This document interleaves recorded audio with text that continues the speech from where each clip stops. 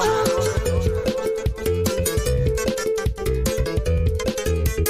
not too late. Too late. When it's time to judge my soul, when it's time to pay that toll, I know that at least those one who stood for peace. And I know that on that day, when I finally have my say, the world will hear me. Cause I'm gonna shout it. What's up, everybody? Welcome to the greatest one-man show in the history of mankind. This is the Dusty Smith Show. Thank you guys for joining me. I missed the last show, so we got a week's worth of stuff to cover. So it's a full-ass show tonight. Got a religious bullshit to start us off with, as usual. Got a big trash world, big chud world, big beyond parody, everything. We got it all going on tonight, so you've chosen wisely to tune in. I appreciate you guys being here with me. So let's go ahead and start this shit off. Open your hymnals to page 1, because it's time for a little religious bullshit, religious bullshit, religious bullshit. It's time for religious bullshit, motherfuckers. It's time for religious bullshit. Hells yeah. And to start us off tonight on a religious bullshit, Chris Pratt lying. What's wrong with you, Chris Pratt? Now, you guys might remember I covered the Chris Pratt story. I broke it pretty much. Me being the greatest journalist who has ever fucking lived. So I gave Chris Pratt the business a little bit gave the business because he was attending a Hillsong church. You guys know what Hillsong is? Hillsong is the Australian mega church that basically decided to franchise, like McDonald's does. And they sold all these franchises off, and the people that buy into their franchise get access to all their music and their teachings and their speakers. And, it's a whole big thing. They got plays they can put on. It's a big entertainment production, right? And so Chris Pratt was going to one of these churches that was offshoot of Hillsong. And so Hillsong is an anti-gay church founded by a pedophile. It is. Look it up. I've covered this repeatedly.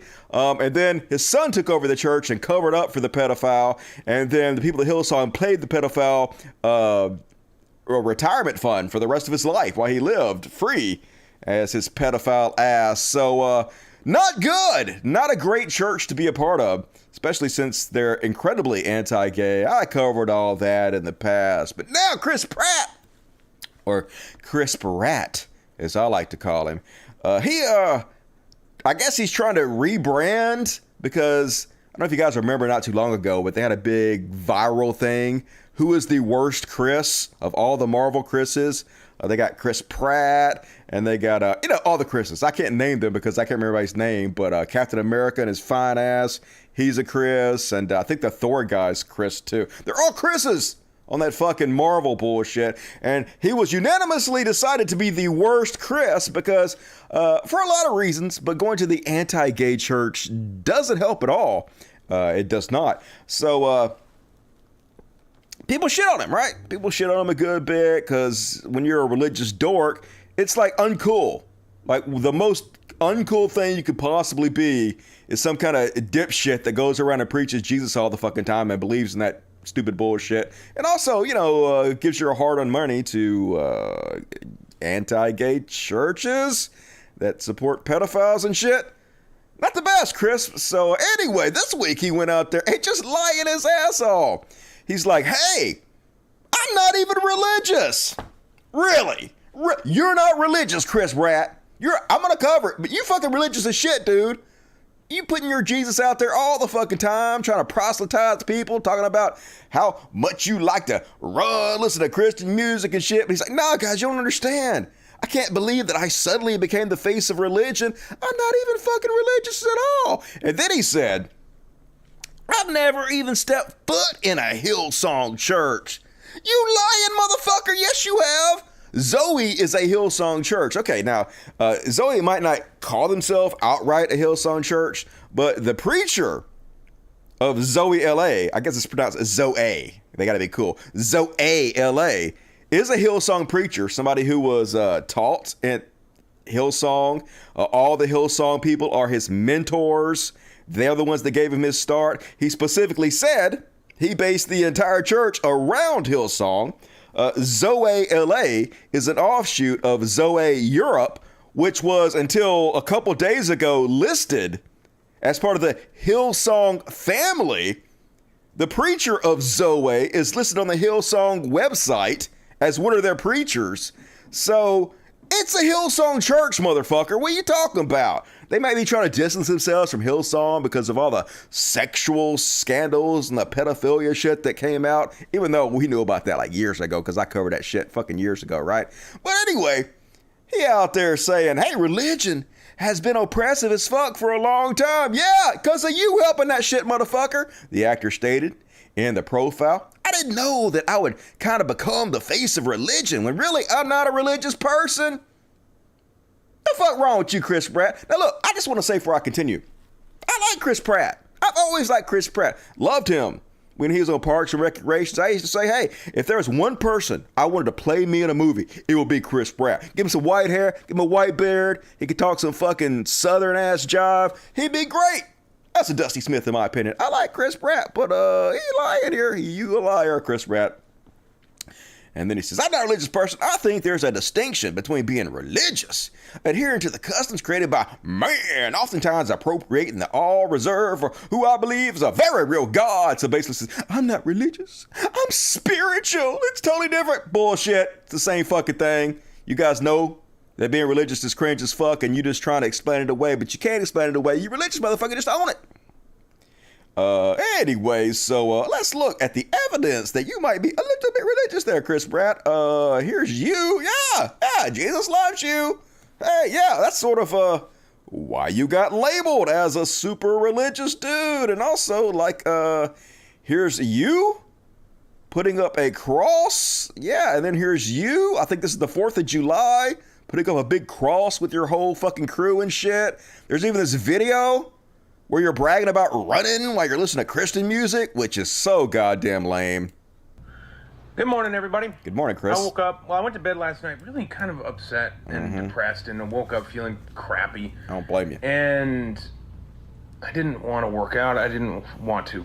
I knew, though, that if I put on my Christian music playlist and I got out in the woods and ran, that I'd feel better, but I just didn't want to. And I did it anyways, and gosh, was I right. It felt amazing. I got out in the woods, got my blood pumping, and God is like, who sat down there right next to me? I say this as a guy who, I don't get emotional that often, but I actually got emotional out in the woods. I was out in the woods on this run, and I just felt like there was another in the fire standing next to me. And that was the song, actually. I don't know, I think that's the lyric in the song. I don't know the name of the song. It's a really good one. But that moment, it really captured me. And so I just want to say all glory to God. And if you feel down today, maybe get an exercise and maybe listen to some good worship music or get the word in, because it really helped me this morning. So, yeah, dude, you religious. You super fucking religious. And the church you go to is so fucking embarrassing. If you guys don't remember who the preacher for Chris Pratt is, this is the guy he goes golfing with weekly. This is one of his best friends. Welcome back. We're here at Hillsong. Younger, wiser. Let me show you this guy. Remember him?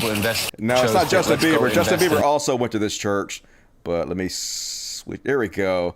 Here's his preacher. This guy. Have fun in the church tonight. Is that all right?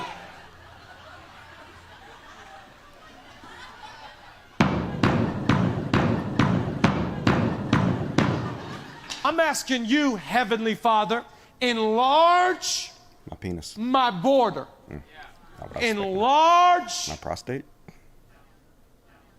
my border. It's border. Enlarge, God, you could do it. Take my reach and enlarge my border. Will you put your hand on my border? Take my border and flip it out there, God, out there. And I'm gonna tell him, take my border, enlarge my border, and yeah. You ready for this? This is gonna be. He's a cool preacher, hell yeah. Best friends with Chris Pratt, giving money all this shit. So, dude, you're religious. Stop trying to rebrand yourself. It ain't working, Chris. It ain't working. But good try. You liar. And then, folks, apparently a hate preacher, Greg Locke, he got a new show going on, and apparently he can't spell worth the fucking shit. elections have consequences. So I can't argue with that. Elections definitely have consequences. That's just gospel multiply.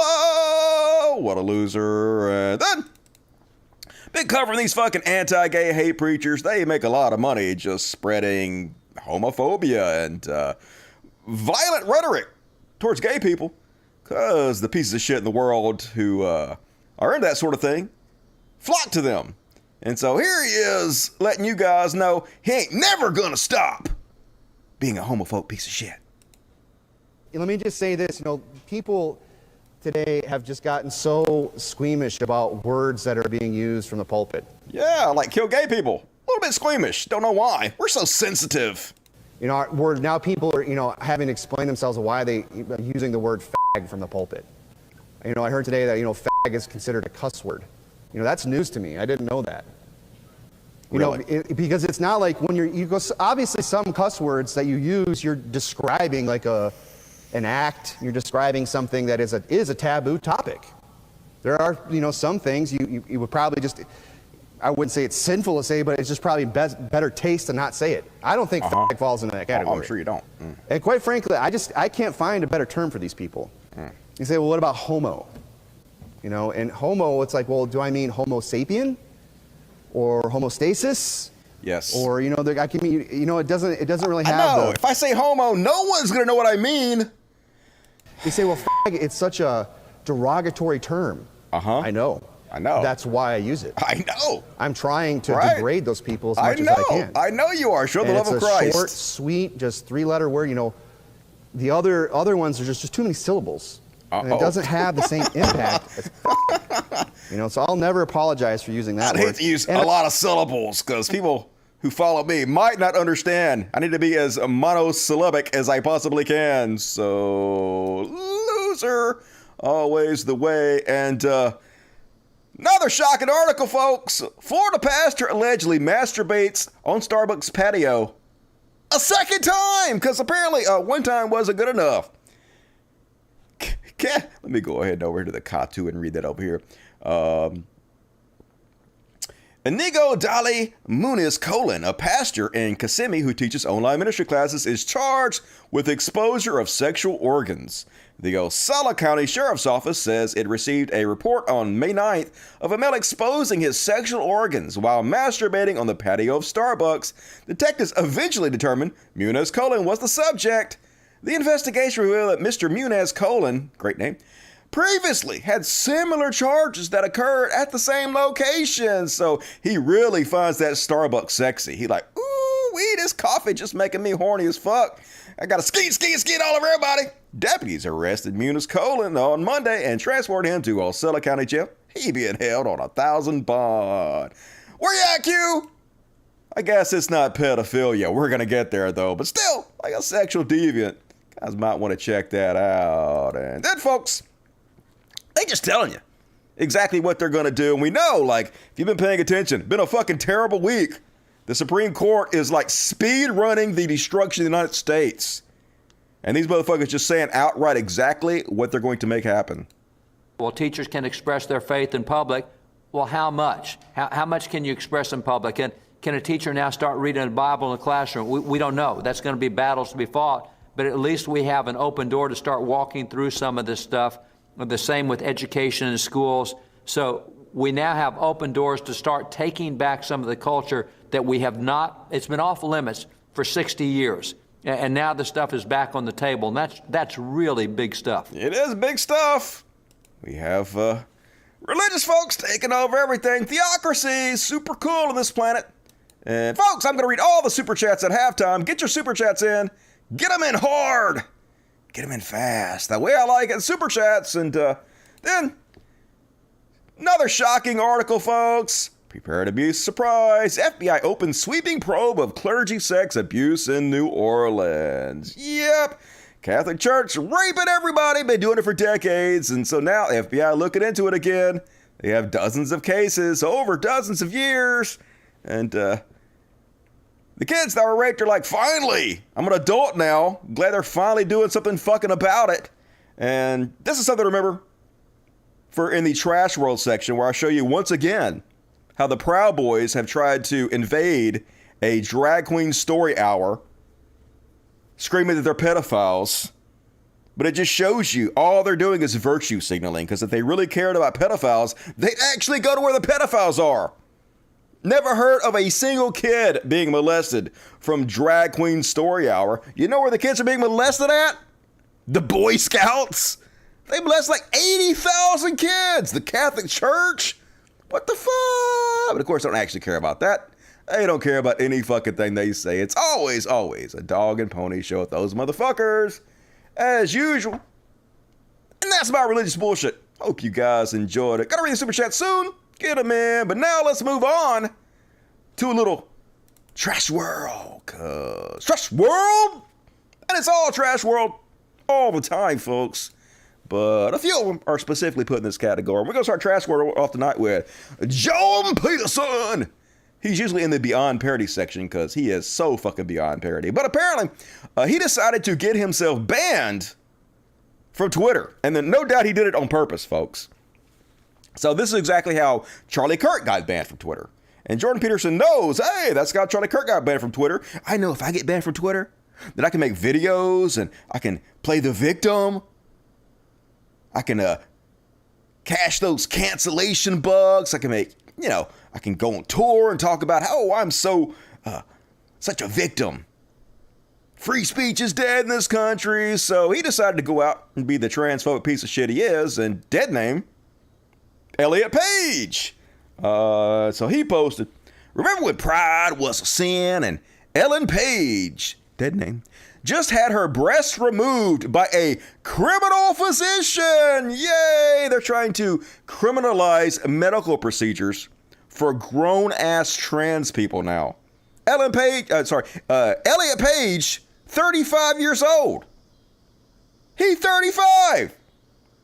You telling me he don't have the right to go to a doctor and have a medical procedure he wants? But that's what they want. They want to criminalize it and imprison physicians who dare help transgender people. Just fucking crazy as shit, of course, Dave Rubin. The insanity continues at Twitter. Jordan Peterson has been suspended. So how it works on Twitter is when they suspend you and remove a tweet, you have to click a button saying, I am okay with you deleting this tweet. And then once you do that, you're basically reinstated. So he could easily get reinstated by just clicking the button, but he has to play the fucking victim here. So he's like, I'll fucking die. I will die before I fucking delete that shit. He would rather die than delete a tweet that got him suspended. And I'm like, okay, sounds good to me. I'm all for it. If you want to go back to Russia and get put under the coma again and go out peacefully, whatever, do what you gotta do. But then his daughter, calling on Daddy Elon to help. Help me, Elon. Your only hope. His daughter says, wow, Jordan Peterson got a Twitter strike. No more Twitter until he deletes the tweet. Definitely not free speech platform at the moment. Yeah, it was never a free speech platform. Free speech only applies to the government. When the government is trying to silence you, when it's a private company, it's a free expression thing, but you don't really have free expression. Private companies have the right to have whatever they want to on their platform. That's sort of the way it works, and they don't always do it correctly. Sometimes they don't enforce the rules properly. Sometimes their rules are stupid. And it's perfectly fine to speak out about that. But to claim that you have free speech on these platforms is just not technically fucking correct. But help us, Elon. But like, Elon got his own problems. The Tesla stock doubled in the last year. And now it's back to where it was a year ago. Dude has lost like half his fucking money or some shit. Don't look like the Twitter deal is going to happen. He's trying everything he can to back out of it, so might want to bark up another tree there. Jordan Peterson, daughter. And then, let's see. He made a video. He made a 15-minute long video bitching about being banned from Twitter. I'm trying to find it. It'll come up here in a second. But anyway, before we get there, he said it out loud, folks. Oh my God, he admitted. Jordan Peterson, I am the stupid person, smart person. And I was like, is this real? Did he really say that? And he did say that, folks. But I'm going to give you the context in which he said it. So basically, what he was doing is he's quoting what his haters say. That he is the stupid person's smart person. That's not actually what they say. What they say is he is the stupid person's idea of what a smart person is. Which is not to say he's a smart person. He's still a fucking stupid asshole. It's just what stupid people think are smart. But he couldn't get that right. So anyway, earlier this year, Peterson made a series of appearances in theaters and other venues in the U.S. and Canada, at which he says he talked to 150,000 people. All the people who come to the tour are there because they're trying to improve, he says. I hardly ever talk about political topics. I mean, your Twitter was almost nothing but exclusively dedicated to right-wing political topics. So I don't know what to figure time. Anyway, every single person is there because they decided they're going to aim up. And it's not intellectually pretentious. Yeah, right. You're the most intellectually pretentious person I've ever fucking seen, minus the intellectual part. It goes on to say, a lot of people have attacked me for that. That's not why we're attacking you, motherfucker. We're attacking you because you spread lies and hatred and transphobia, and you built your entire career on complete horseshit. Like the Bible is more real than reality. It's more true than scientific truth. Shit like that. You know, stupid, dumb shit. But you know, I'm not upset about that definition. There's one thing I know about Jordan Peterson is what a thick skin he has. What are they? The smart person's smart person. And I thought you were elitist. Part of the role of intellectual is to articulate what people know but can't say. In this case, I'm doing my job. But no, they're not saying that I'm the stupid person, smart person. That's what they're saying about you, Jordan Peterson. They're saying that you're the stupid person's idea of what a smart person is, which is a fucking moron, which is what you are. An embarrassment, but I wonder if he'll cave like Charlie Kirk did. Remember, Charlie Kirk went to a church and he said, hey, I will never delete the tweet that got me banned from Twitter. I don't care how many followers don't get to follow what I'm saying anymore. If I came to this church and didn't put my actions where my mouth were, that would make me a total hypocrite to you guys. Then immediately turned around and caved and deleted it. So that's probably what Peterson will do. We'll see. Who knows? I'll let you guys know. And then here's a shocker for you guys, folks. Now he's working for Little Bitty Shapiro's Daily Wire. The Daily Wire Plus. Because shitheads of a feather flocking together.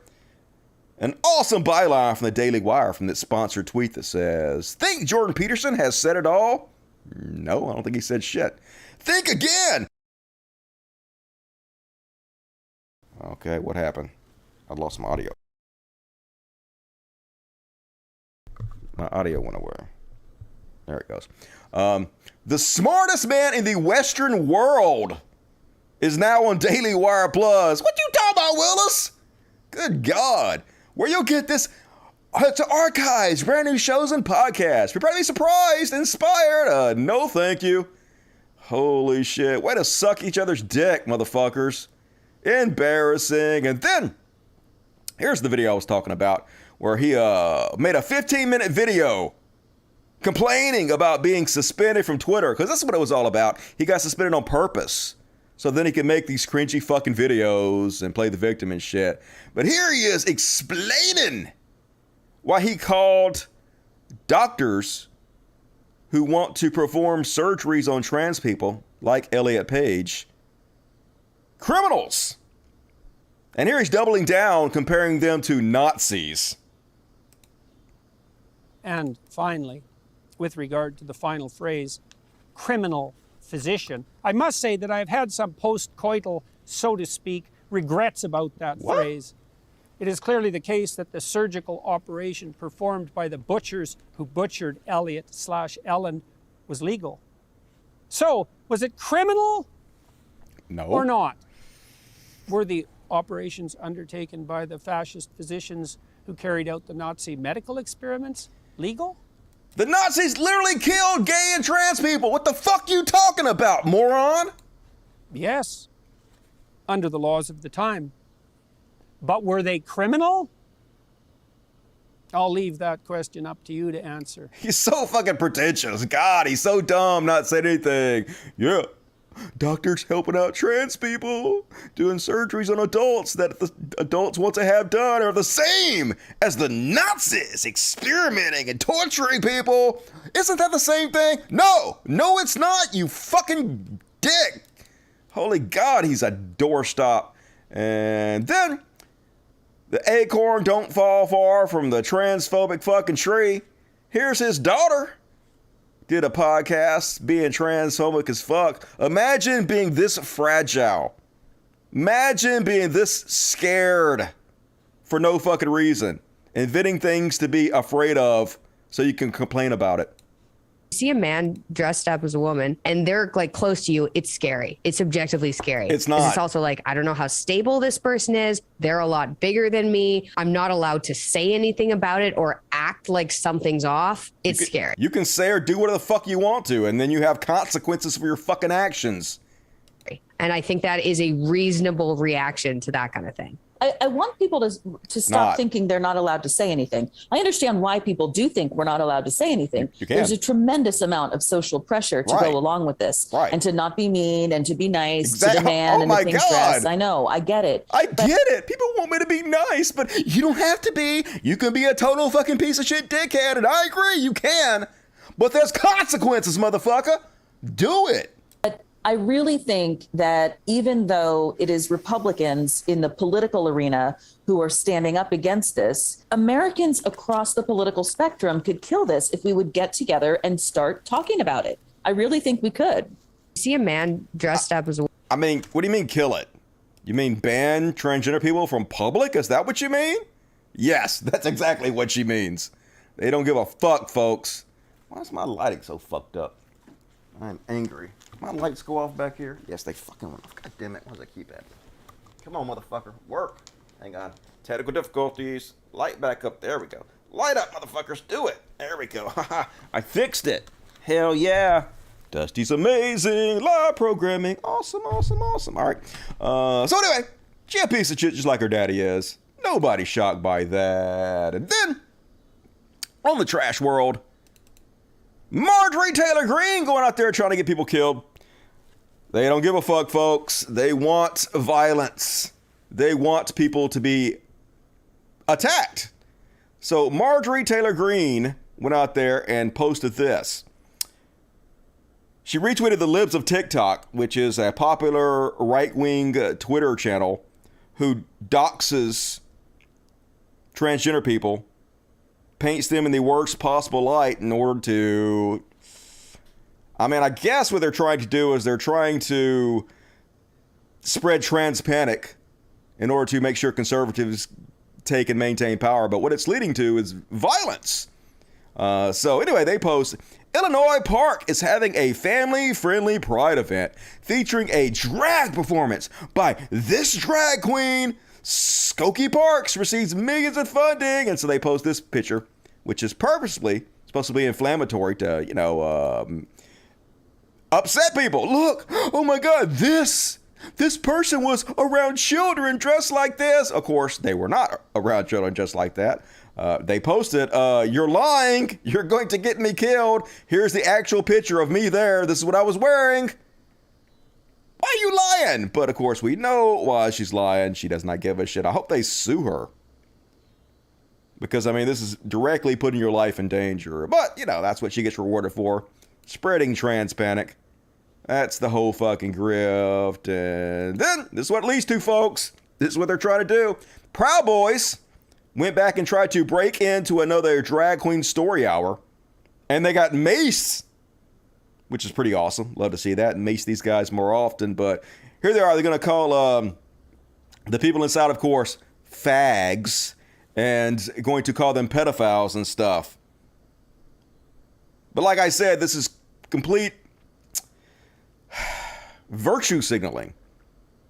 Because if they actually cared at all about pedophiles, they would be at the Boy Scouts or at the Catholic Church. But here they are, cops just standing by, letting them do it.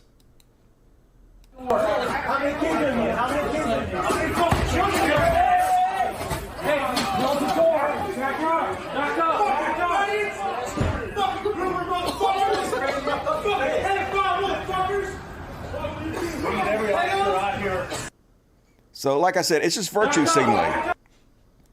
They don't actually care anything about the children. They're just bigots, and they want to spread hatred, but they can't just be like, hey, we're just bigots spreading hatred. So they got to pretend like they're doing it for some kind of justified reason. They're actually the heroes here that are protecting children, but they're not. They're just sacks of shit trying to spread violence and hatred towards people that they think are different, just like fucking bigots and pieces of shit have always fucking done. And then, speaking of pieces of shit, cops back at it. They having some protest around the country because the Supreme Court is rapidly taking our rights away, including the right to abortion. So here's the cop beating the protesters. Here's the God man. Just shove her down, sure. This guy's trying to protect her, so let's beat him with sticks. Big strong. Look at the God man. Yeah. Protect and serve.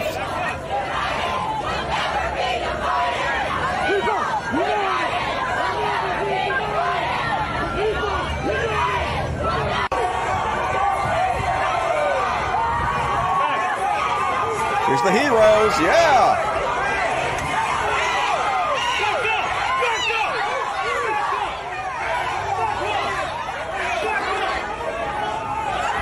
We're American heroes. Gotta love it, folks.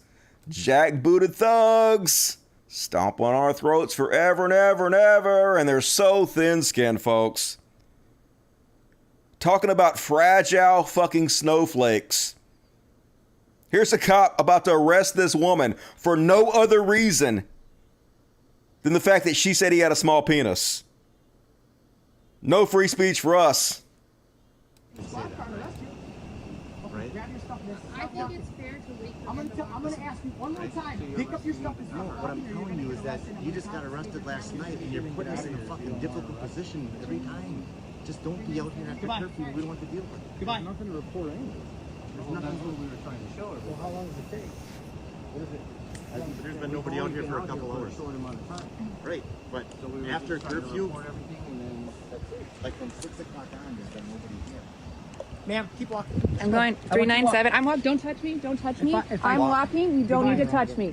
I'm walking. You don't need to touch me. At this point, you're just showing all of us how little your dick is. I'm out. You're under arrest. For what? Disorderly conduct and curfew. I'm not. You've got 4. Don't touch me. I haven't done anything. She's gonna make up shit. She's under arrest. For what? For what? I haven't done anything. Hey, you got him. I'm not doing anything. That's all you have to do. Can't insult the God man. I literally, he's Calm like down. waiting for Fuck this. your free speech. Calm down. We'll make up shit.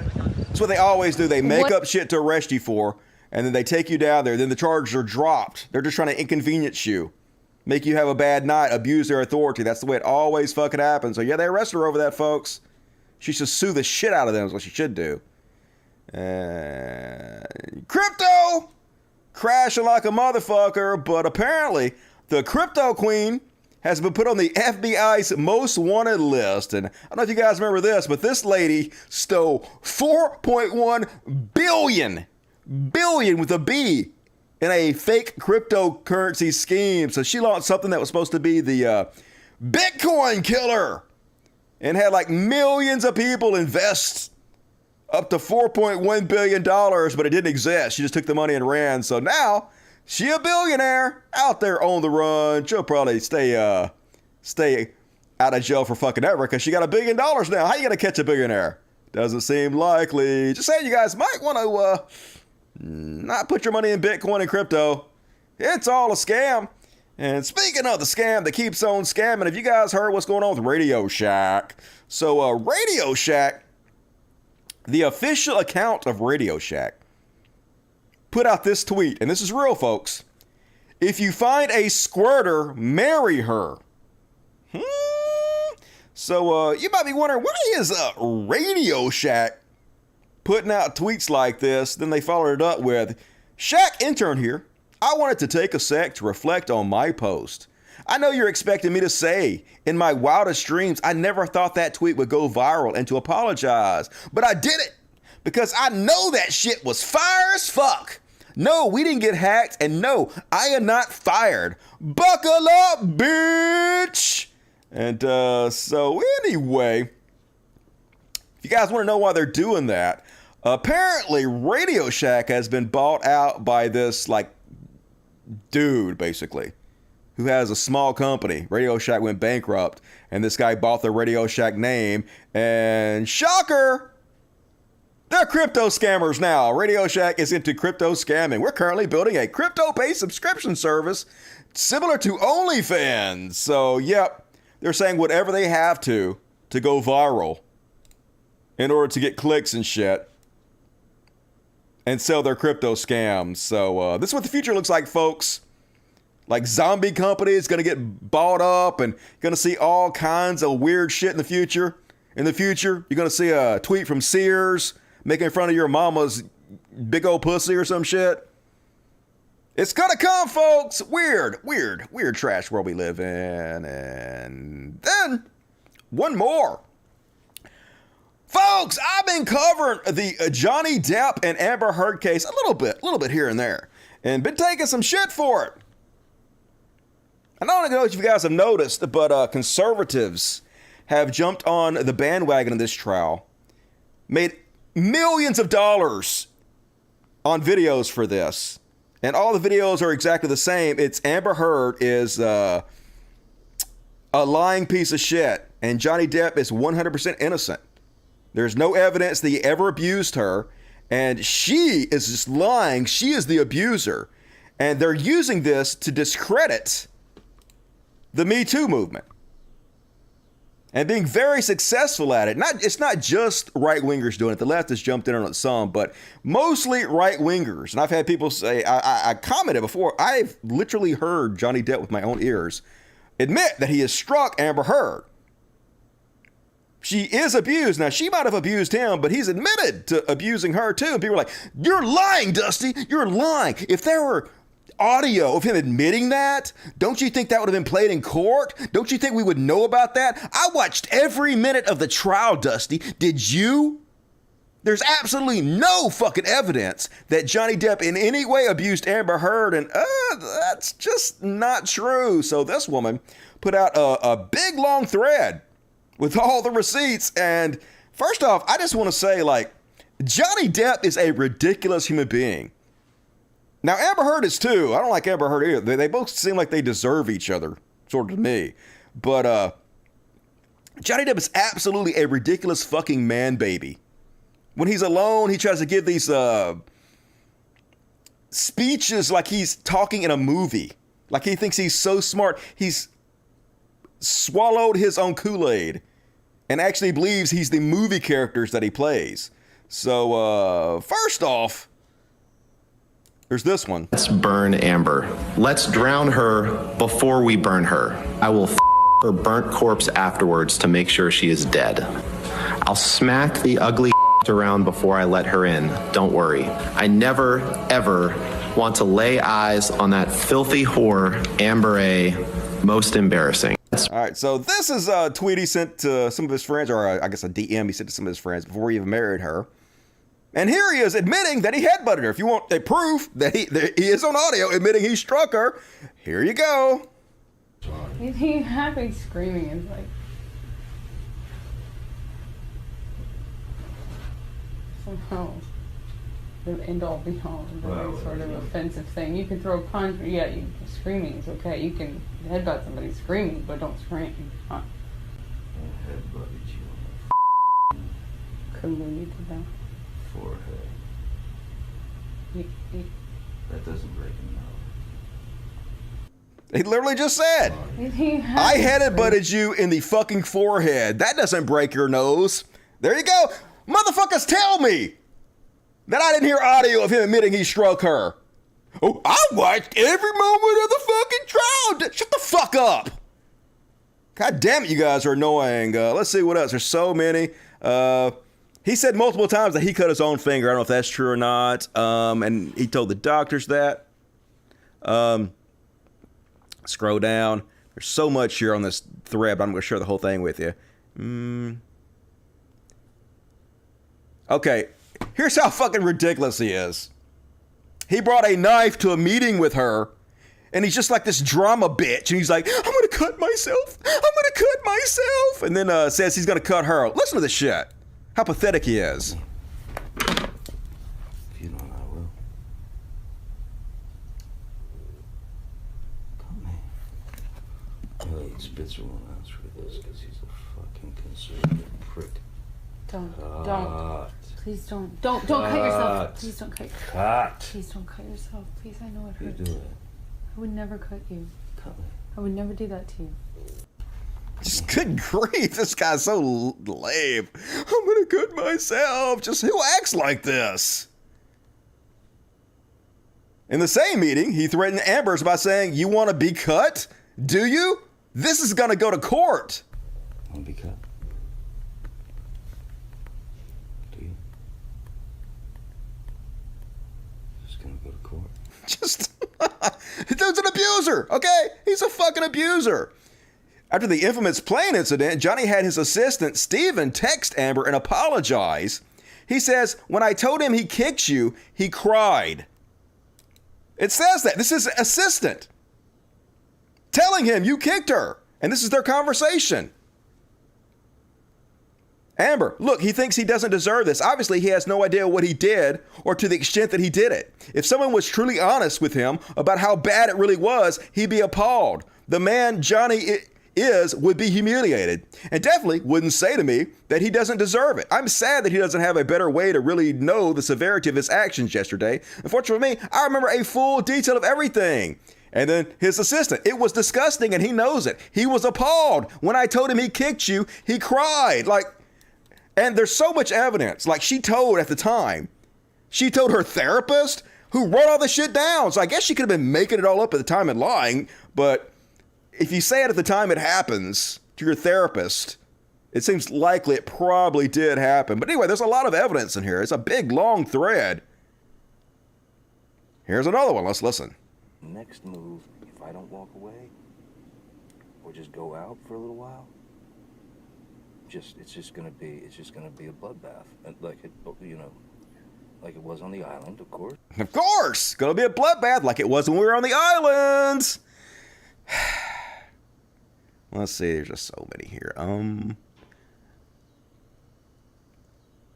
At one point, he emails her doctors and encourages her doctors to give her more medication to keep her under control. I'll show you that in a second. Oh yeah, here's where she's reported. There's 2 minutes, I don't play this, but she reports the whole thing to her therapist who wrote it all down while it was happening. Amber texted her mother about Johnny's violence. Let's see. Oh, here he is blaming her for the fact that he's violent. Not the fact that he drinks, but it's her fault. The harder it is when you use a drink, like look at today, how much up and down and violent and sideways it is. No, you have no understanding about that. You really are naive. I am. Because but I do love you. Booze does not make me. But I do love you. Booze does not make me crazy. I do. Drugs do not make me crazy. I do love you. Tolerance of a fucking battleship. I know. And here's the deal. But it got so much worse you today. make me crazy. And the sure. reason that I drank so much, you go, why do you drink so much? Why do you drink all the time? Why do you do this? Why do you do that? Was because of me. you. Yes. It's my fault you drink. Okay. It's not your fault. It's just, that's why I did it. Bullshit. You be drinking anyway. People sipping for Johnny. How you sipping? How you gonna say he's not guilty? You just heard him say with his own mouth that he had butted her in the forehead. The fuck you talking about? You gonna believe Johnny Depp over your own fucking ears? How pathetic can you fucking losers get? Like, seriously. You guys are so ridiculous. So pathetic. So starstruck by your idol that you'll ignore what you just heard with your own fucking ears to defend him. That's pathetic 101. Goddamn. Let's see what else. There's so much here, though. A makeup artist testified that she saw bruising and split lip on Amber Heard that she had to cover up. Let's see. There's so much here. Johnny destroys Amber's closet. Good morning, sir. Johnny destroyed Amber's closet, and here's some other damage. Yep. He went nuts, and look how ridiculous this dude is. Apparently, she had some kind of painting made by a former lover in her closet, and Johnny Depp wrote P at the end of it. Like a fucking child. Has the mentality of a toddler. Tasha Van P. Just good Lord. Anyway, so much of it. I guess I'll skip that. But like I said, folks, they're using this to claim the Me Too movement is completely invalid and use it to call all women liars. And this is relevant to the next section we're going to do, to the Chud Watch section, which is not the next section. I guess we're going to do what the fuck first. But the Chud Watch section, when we had the January 6th hearings this week, and one of the ladies that testified got smeared as Amber Heard 2.0 by conservatives to try to discredit her. And this is the new thing they're doing to anybody, any woman who speaks out. You're just like Amber Heard. They use it as a cudgel to discredit women who have been abused. If you don't care, fuck off. Ban that motherfucker. Ban Froy Mora. Fuck you, dude. If you don't care, go watch something else, dipshit. Literally, infinite amount of shit to watch. Fuck off. Good God. How pathetic do you have to be to watch something that's not entertaining to you when you can literally be doing anything with your fucking life right now? Ridiculous piss babies. Fuck off. Seriously. Who needs you? Suck a dick. So now we're going to jump right into a little section I like to call, what the fuck? And that's what I feel about people who complain. Like, go make your own fucking show. Go get your camera, get a green screen, show me how it's fucking done, fuckos. You're clearly so much better at this than me. I'm so boring about at this. Go do it. What's that? You can't? You don't have the talent? You don't have the skill to do it? Then shut the fuck up and enjoy the show, dipshit. And first off, on what the fuck, did you guys hear about this one? This is a sad story, but people's response to it is what's really crazy. The title of this, of course, is the New York Post. The title of this should be 45-year-old woman rapes 14-year-old boy repeatedly. That should be the title of it. But of course, there's a double standard. When it's boys we're talking about, if it was a girl, that's exactly what the title would be. But there is a double standard here. Glamorous heiress, 45, charged with having sex with 14-year-old boy 4 times in one day. Just cringe as fuck. But here's the conservatives. This is their response. Instead of saying, hey, this should be about rape. How she raped him. Aaron Berg says, this better be an award ceremony. Yeah, we should give the 14-year-old boy an award for having sex with this woman. But then the same guy turns around and he's like, on a tweet, meet the builders behind A&Z of the Awesome, a Lego brick celebration of the creativity of the LGBTQIA plus community. To which he says, fuck you, groomer. So a 45-year-old woman having sex with a 14-year-old boy. Awesome. Give that boy an award. Legos. Celebrating Pride Month. Groomers. And yeah, are we the groomers? That's the question you should be asking yourself. Everything about this is gross. So many people posting like, that dude was lucky.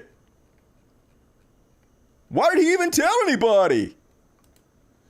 And then did you guys hear about this crazy ass story? This from the Nobody Wants to Work Anymore files. Where this dude went to fucking Subway because they put too much mayonnaise on his sandwich and he shot the 2 people working there and killed one of them.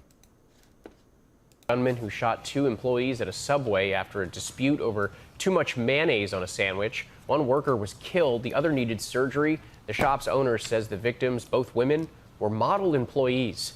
And in Jacksonville, Florida, a car's dash cam captured. Just working there a couple weeks, getting murdered by some asshole because of too much mayonnaise on his fucking sandwich. God damn it, it's a fucking trash world. And then you guys heard that McDonald's is now serving Slappy Meals? Yeah, you might not want to jump over the counter and fuck with the McDonald's employees anymore. They tired of your shit. They ain't having it.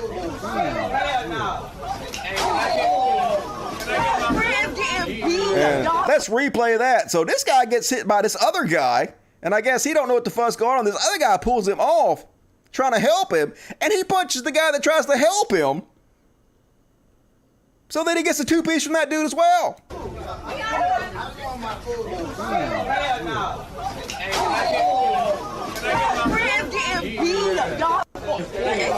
That's not my own. My niggas right here. We get our food though.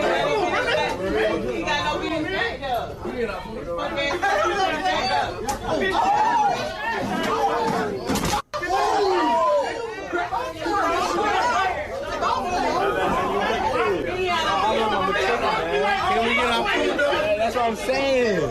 Hey, they tired of your shit. Might want to leave the frontline workers alone, motherfuckers. And then, talking about embarrassing. So we got the Supreme Court destroying the fucking country right now.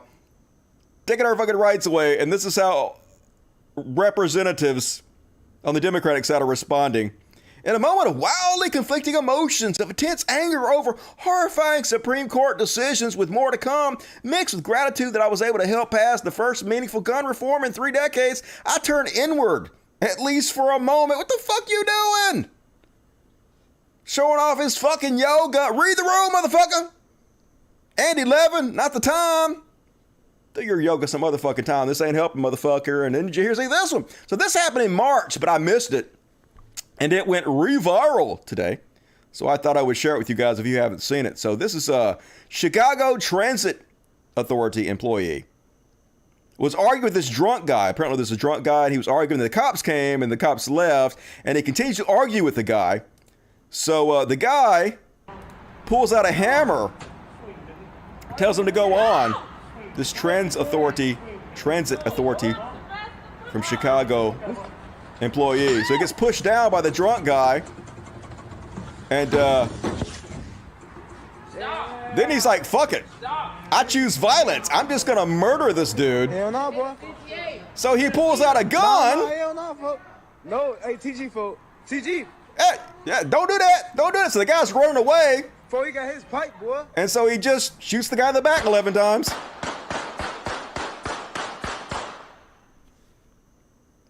Why you do that? You just ruin your whole fucking life for no reason. Apparently the guy lived, though. But you might not want to shoot people in the back like 9 times when they're running away. Especially not on the job. Pretty sure that's ground for firing. Not 100% sure on that. Maybe you're union. Maybe you'll be fine. But don't think so.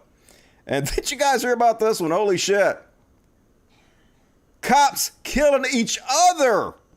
Apparently, an LAPD officer was beat to death by other cops during training where they were simulating what it would be like to be trapped underneath a mob. So they beat the dude to fucking death. Now his mom is suing, of course. A 32-year-old Los Angeles police officer who suffered fatal neck injuries during a department training last month had been getting beaten by other officers in an exercise meant to simulate a mob, according to a wrongful death claim filed against the city by his mother. It's like, what the fucking holy shit? They even killing their own. Defund these motherfuckers stat. One more on tonight's What the Fuck. You guys see this what the fuck bullshit. So, this dude was on an airplane and he was like, hey, I'm going to airdrop a picture of me getting a blowjob and showing my penis to everybody on the plane who has, I guess you have to have like an iPhone or a iPad to get airdrops, but you could just like airdrop anybody in your general vicinity. And if they click on it, it pops the picture up. So he's like, yeah, what could go wrong if I just send my dick pic out to everybody on this plane, including children and shit? We just airdropped a whole flight photos of his pee-pee.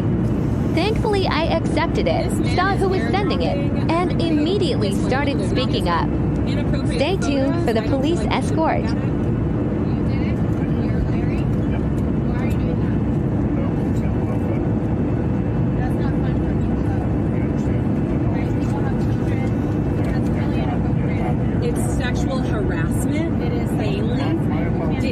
disgusting. It is assault. My apologies. My apologies. The flight attendant asked him, did you do it on purpose? And he's like, yeah, just having some fun.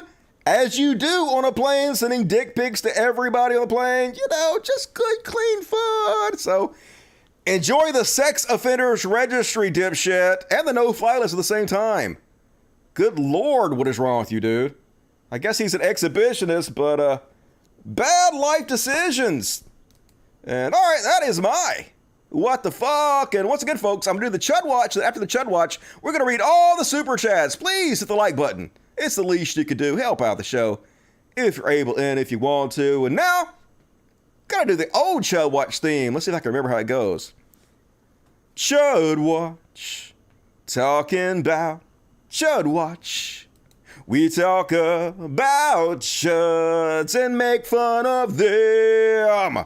Noted. And first off, on tonight's Chud Watch, holy shit, been a bad fucking week.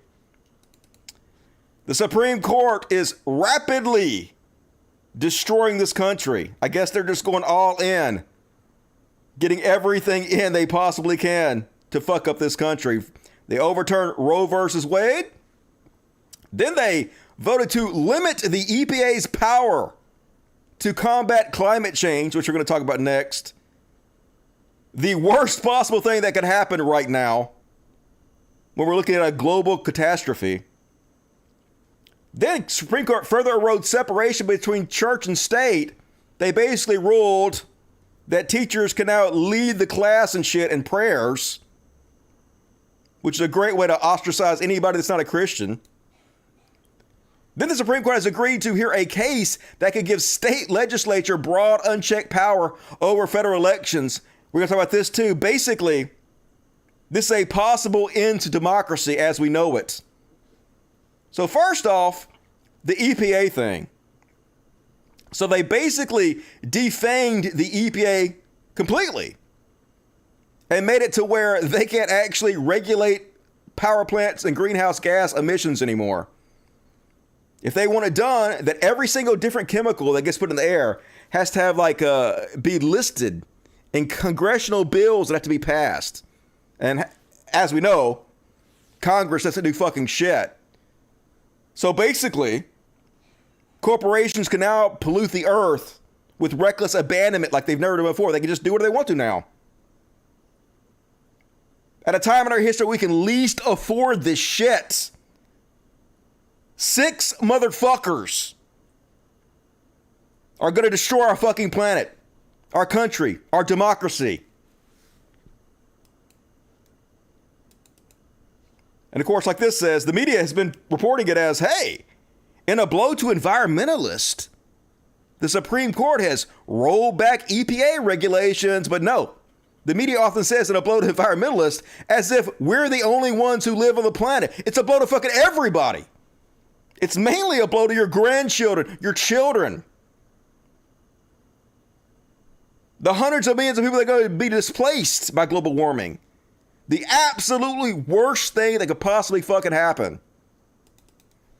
And like I said, the Supreme Court has just ruled 6-3 that public school teachers and other staff can now lead students in prayer, significantly undermining the separation of church and state. They also passed a rule that the states have to fund private Christian schools now like they do public schools.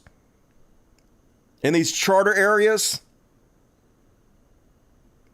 this was their plan for all along. The biggest transfer of wealth in modern times from the government to religion. Like they need fucking more money to brainwash our kids with. Yep, they did that shit too.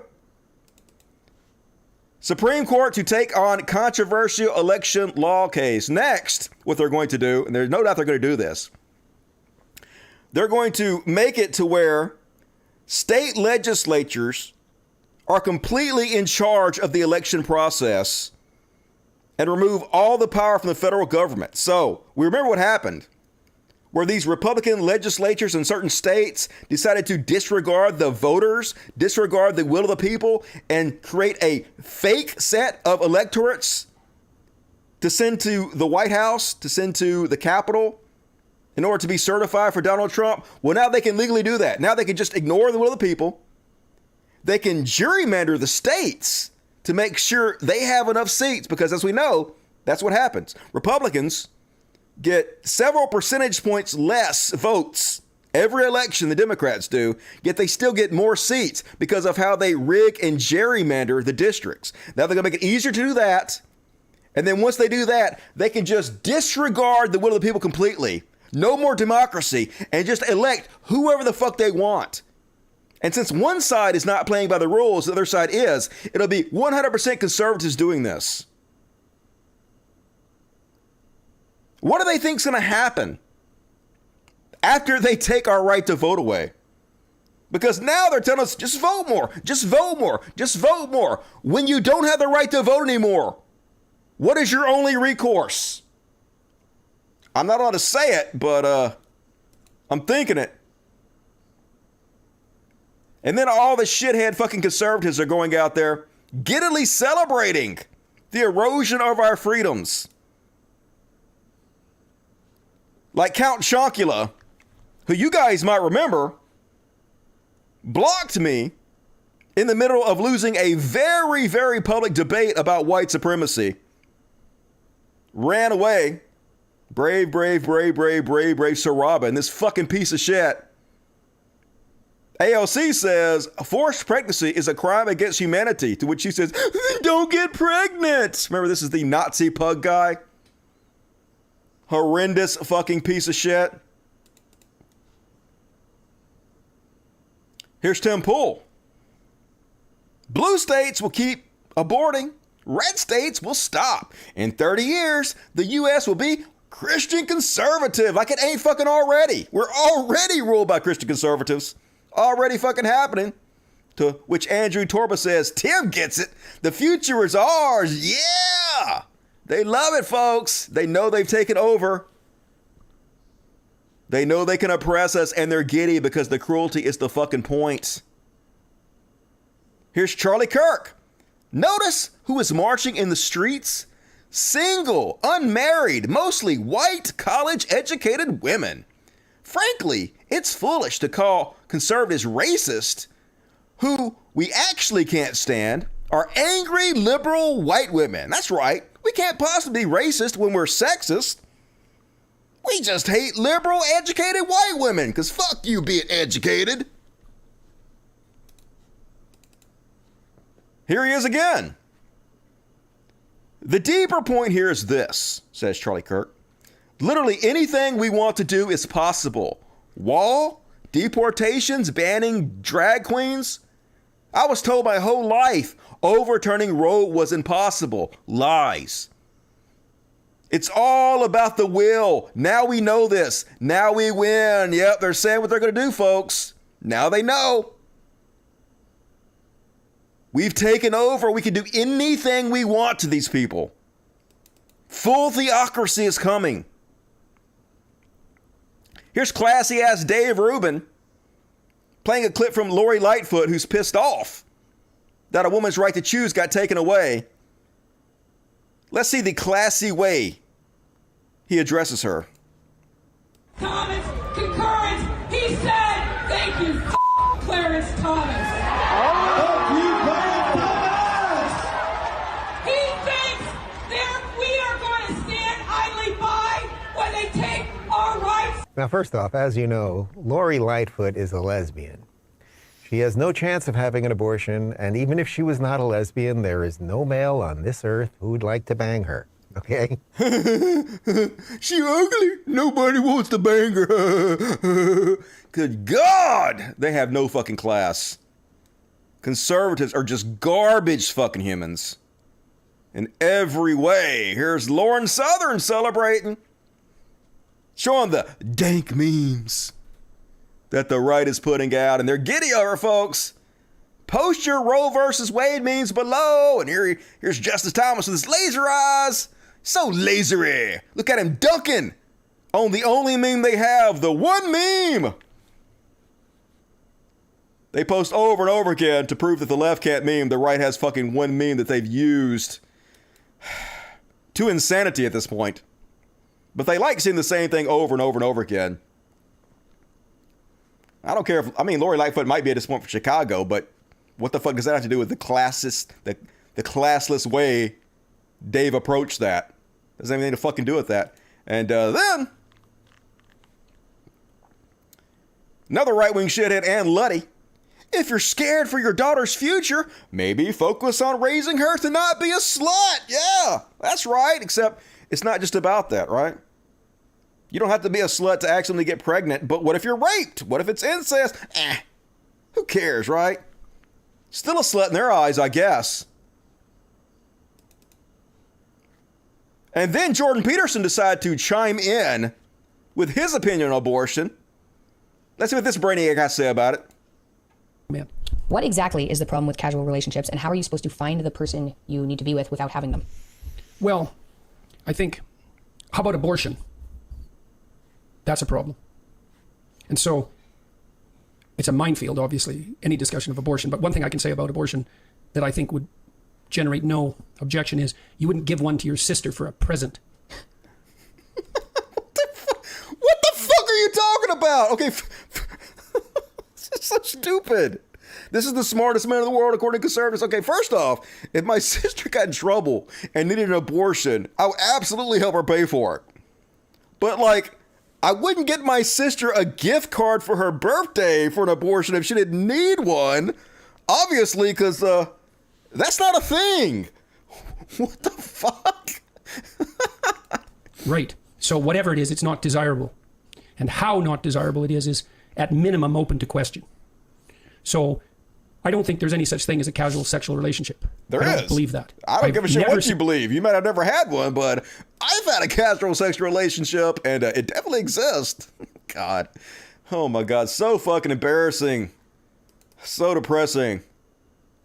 And then Jackson Hinkle, who was a fake lefty. He's one of these Dave Rubin types that pretends he's remember, Dave Rubin doesn't do this anymore, but he used to do it like Sargon did, where they pretend they're on the left. They're actually right-wing shills that do nothing but shit on the right all day. So I know you guys are going to be shocked, but apparently Roe versus Wade was overturned by the Democrats. Yeah, it's always the left's fault. Jackson Hinkle, who is one of the usual co-hosts for Jimmy Doorknob, says the conditions of the manufactured Roe versus Wade crisis indicate this is a domestic color revolution aimed at inflating midterm voter turnout for the deep state protectorates in the Democratic Party. That's right, the Democrats did it, folks. They made those conservatives overturn abortion so we could win the midterms. Isn't that reality that these people live in? It's always, always, always the left's fault, no matter what. And folks, they're just telling us outright what they're going to do. They're giddily laughing, loving what is happening, loving how many people are upset their rights are being taken away. Giving up the game. Here's a far-right white nationalist, Vincent James, gonna tell you exactly what they're planning. We are the Christian Taliban. This is the era of Christian nationalism. Christian nationalism is on the rise, and people are thirsty for it. They are hungry for this. And we are the Christian Taliban. And we will not stop until The Handmaid's Tale is a reality. And even worse than that, to be honest. Yes, we do have to start rolling back there was this article from The Atlantic where it's like, well, Alito is on a mission to roll back the rights of women. To roll back the past 100 years of rights that were given to women. Yes, that is what we're doing. And it's only going to get worse for you. We're going to take all your rights away. We're the Christian Taliban. Yeah, no shit. Look how happy he is. The cruelty is the point. They could not give a fuck about any of this shit other than the fact that it upsets and hurts people. And that's all they want to do because this is who they are. Here's booger-eating Nick Fuentes. You know, a guy hanging out with Congress people. Also, giddily telling exactly what they're going to do. That is precisely what we intend to do, is to impose Christian laws on everyone in the United States of America. That is what we have to do as Christians. We have to make sure that, like the moon reflects the sun, the state reflects the church. We have to make sure that our normative laws and the laws that are passed by the government reflect the natural and the moral laws written by God. That is our job as Christians. Now, how do you coexist in the government with atheists or Jews that say that pornography is okay? And actually, it's our right to do that. It's our right to watch it. It's our right to make it. And the freedom to do that is the end of society. You can't share those two values. And the same goes for feminism and the role of women, and the same goes for homosexuality and same-sex relationships, as well as transgenderism. Can a person go from one gender to another? And drugs. And it really is about everything in the society. These things are in conflict. And this is going to be one of the biggest problems, I think, is that the Jewish people wield this immense influence even over the Republican Party and the conservative movement. It's the Jews, but like, how can you not be demoralized by the fact that they're winning? They're telling us what they're going to do, and they're doing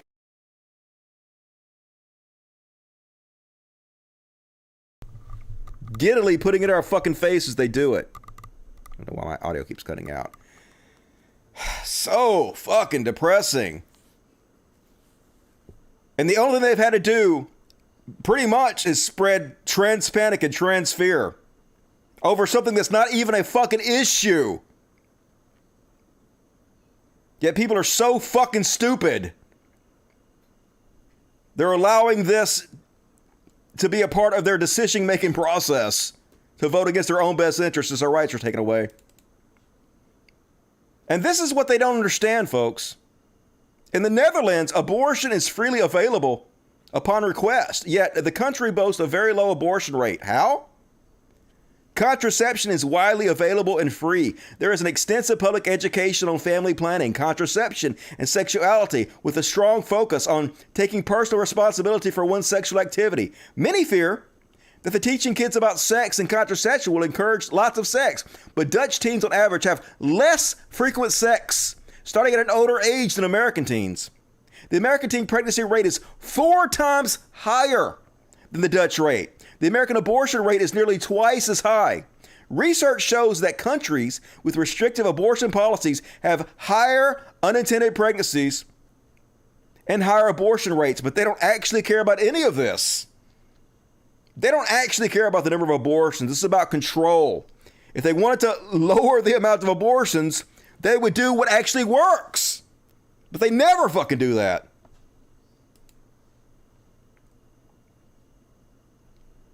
And like I said, this is where it's leading, folks. This is the society they're building. Wisconsin school board members dismissed book about Japanese Americans' incarceration as being unbalanced, parents say. Guys, remember in World War II, maybe you don't remember this, where they basically rounded up all Japanese people and put them in concentration camps in America? Remember that happened?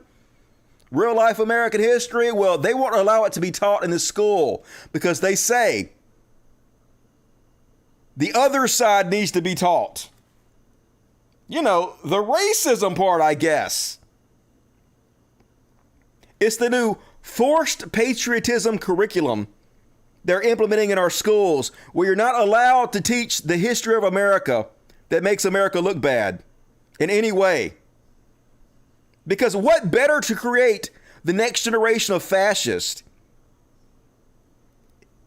than in a 1984 style, you brainwash the children and propagandize them to think America has done no wrong, that we're uniquely good, while at the same time you teach the evils all the other countries have doing. So by comparison, we look godlike to them. It makes it much easier to be xenophobic, much easier to hate other countries, much easier to have a false jingoistic nationalism which is exactly what they're trying to do. Another example. Holy shit. They're trying not to use the word slavery in schools anymore in Texas because they're afraid that that's too inflammatory and might make white students feel bad about themselves knowing that the reality of history happened. So one thing they proposed, instead of calling it slavery, let's call it involuntary relocation. What the fuck? Now, luckily, this idea was rejected, but they're still trying to find another term other than slavery to use. How about involuntary caretaking? Hey, we were just taking care of them against their will. Basically, we're the good guys. Don't feel bad, white children. Just good God, it's so strange to see how far this country has fallen. I say it every week. And we slide another 10 feet every week. It's just hard to fucking believe. Here's what's happening in Florida. Remember they passed the Don't Say Gay bill, right? Well, now they're having fallout from this. The school boards have sent out guidelines to the teachers, and they're telling the teachers, hey, if you're gay and you have a picture on your desk of your significant other, remove it. You can no longer show that. If you're straight, no problem. But if you're gay, you can't have it. They say no longer wear anything that has a rainbow on it. That's what they told them, folks. Because rainbows are evil now. They sent out a letter to the parents that said, if there's any kind of class trip and we find out there's a gay or trans kid on the trip with them, we are now forced to send the parents a warning and create some kind of alternative accommodations for them if they don't want their kids near the trans or gay students. Basically outing gay and trans kids now to other parents to make sure your kid doesn't have to hang out with them, to ostracize them. Because the cruelty is the fucking point, as always. They telling you what they want to do, folks. America Taliban, gonna take all your rights away, and they're fucking doing it. And you guys been paying attention to the January 6 hearings that have been happening this week? One of the craziest pieces of footage, not surprising. But here's, was it 3 or 4 star General Mike Flynn, was in charge of our military under Trump, was asked multiple times if he thought it was moral and legal to use violence to overthrow the government, and pleaded the fifth instead of answering. Watch this crazy ass footage. General Flynn, do you believe the violence on January 6th was justified? Do we have a minute? Yes. 1 minute, 36 seconds later, he finally answers that very simple question. All right, we're back. Congressman Cheney, could you repeat the question, please? Yes. General Flynn, do you believe the violence on January 6th was justified? Is that, can I get a clarification? Is that a moral question, or are you asking a legal question? I'm asking both.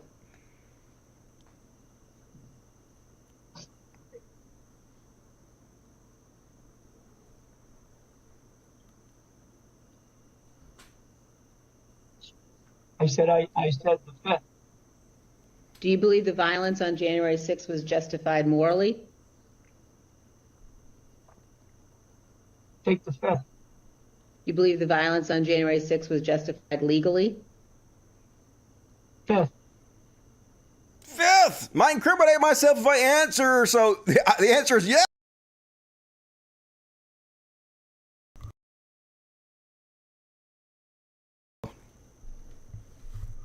My mic keeps cutting out. I don't know what the fuck it's doing that for, but yes, they definitely believe overthrowing the government violently is completely fine. And this is the guy that was in charge of our fucking military. That's scary as fuck. They released this text message sent to Melania Trump from her former chief of staff. on January 6th, who was trying to messaged everybody to get them to call off the dogs and stop the insurrection, asked her outright, do you want to tweet that peaceful protest are the right of every American, but there is no place for lawlessness and violence? To which she said, no, of course not. We set this whole thing in motion. This is exactly what we want to happen. Why would I try to stop it? And probably the craziest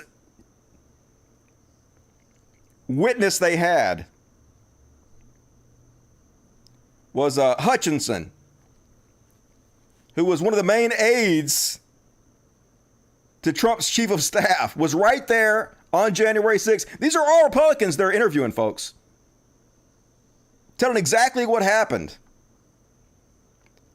She gave a lot of eye-opening testimony. She talked about how on January 6th, the guy she was working for knew that violence was going to happen. They were trying to get Trump to stop it, and the guy said Trump doesn't want to do anything about it. Just wants it to fucking happen.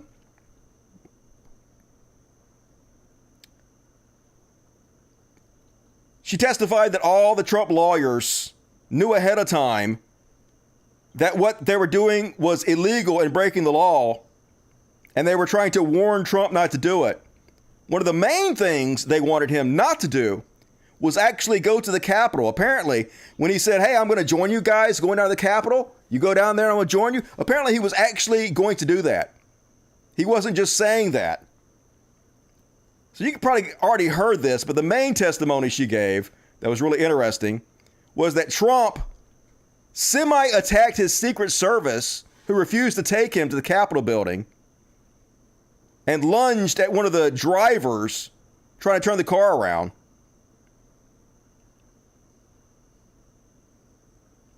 Let's see, where's the footage at? Let me try that again. Trump screamed, I'm the fucking president. Here he goes. Ms. Hutchinson, when you returned to the White House in the motorcade after the president's speech, where did you go?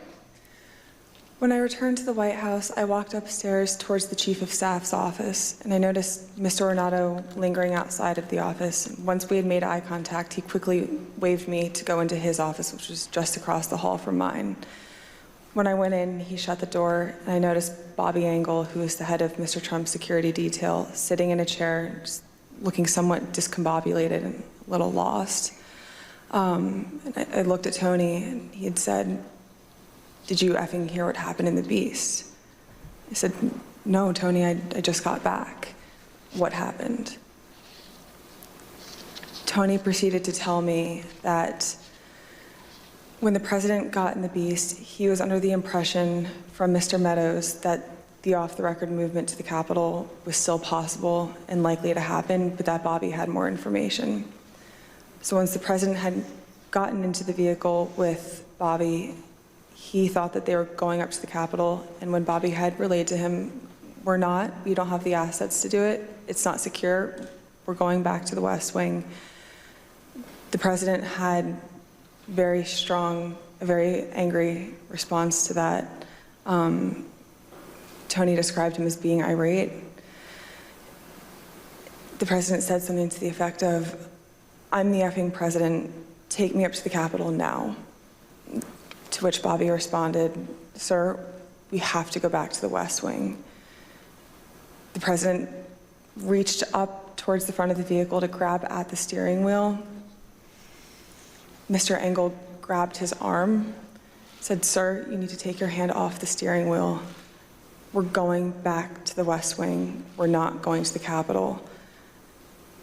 Mr. Trump then used his free hand to lunge towards Bobby Engel. And when Mr. Renato had recounted this story to me, he had motioned towards his clavicles.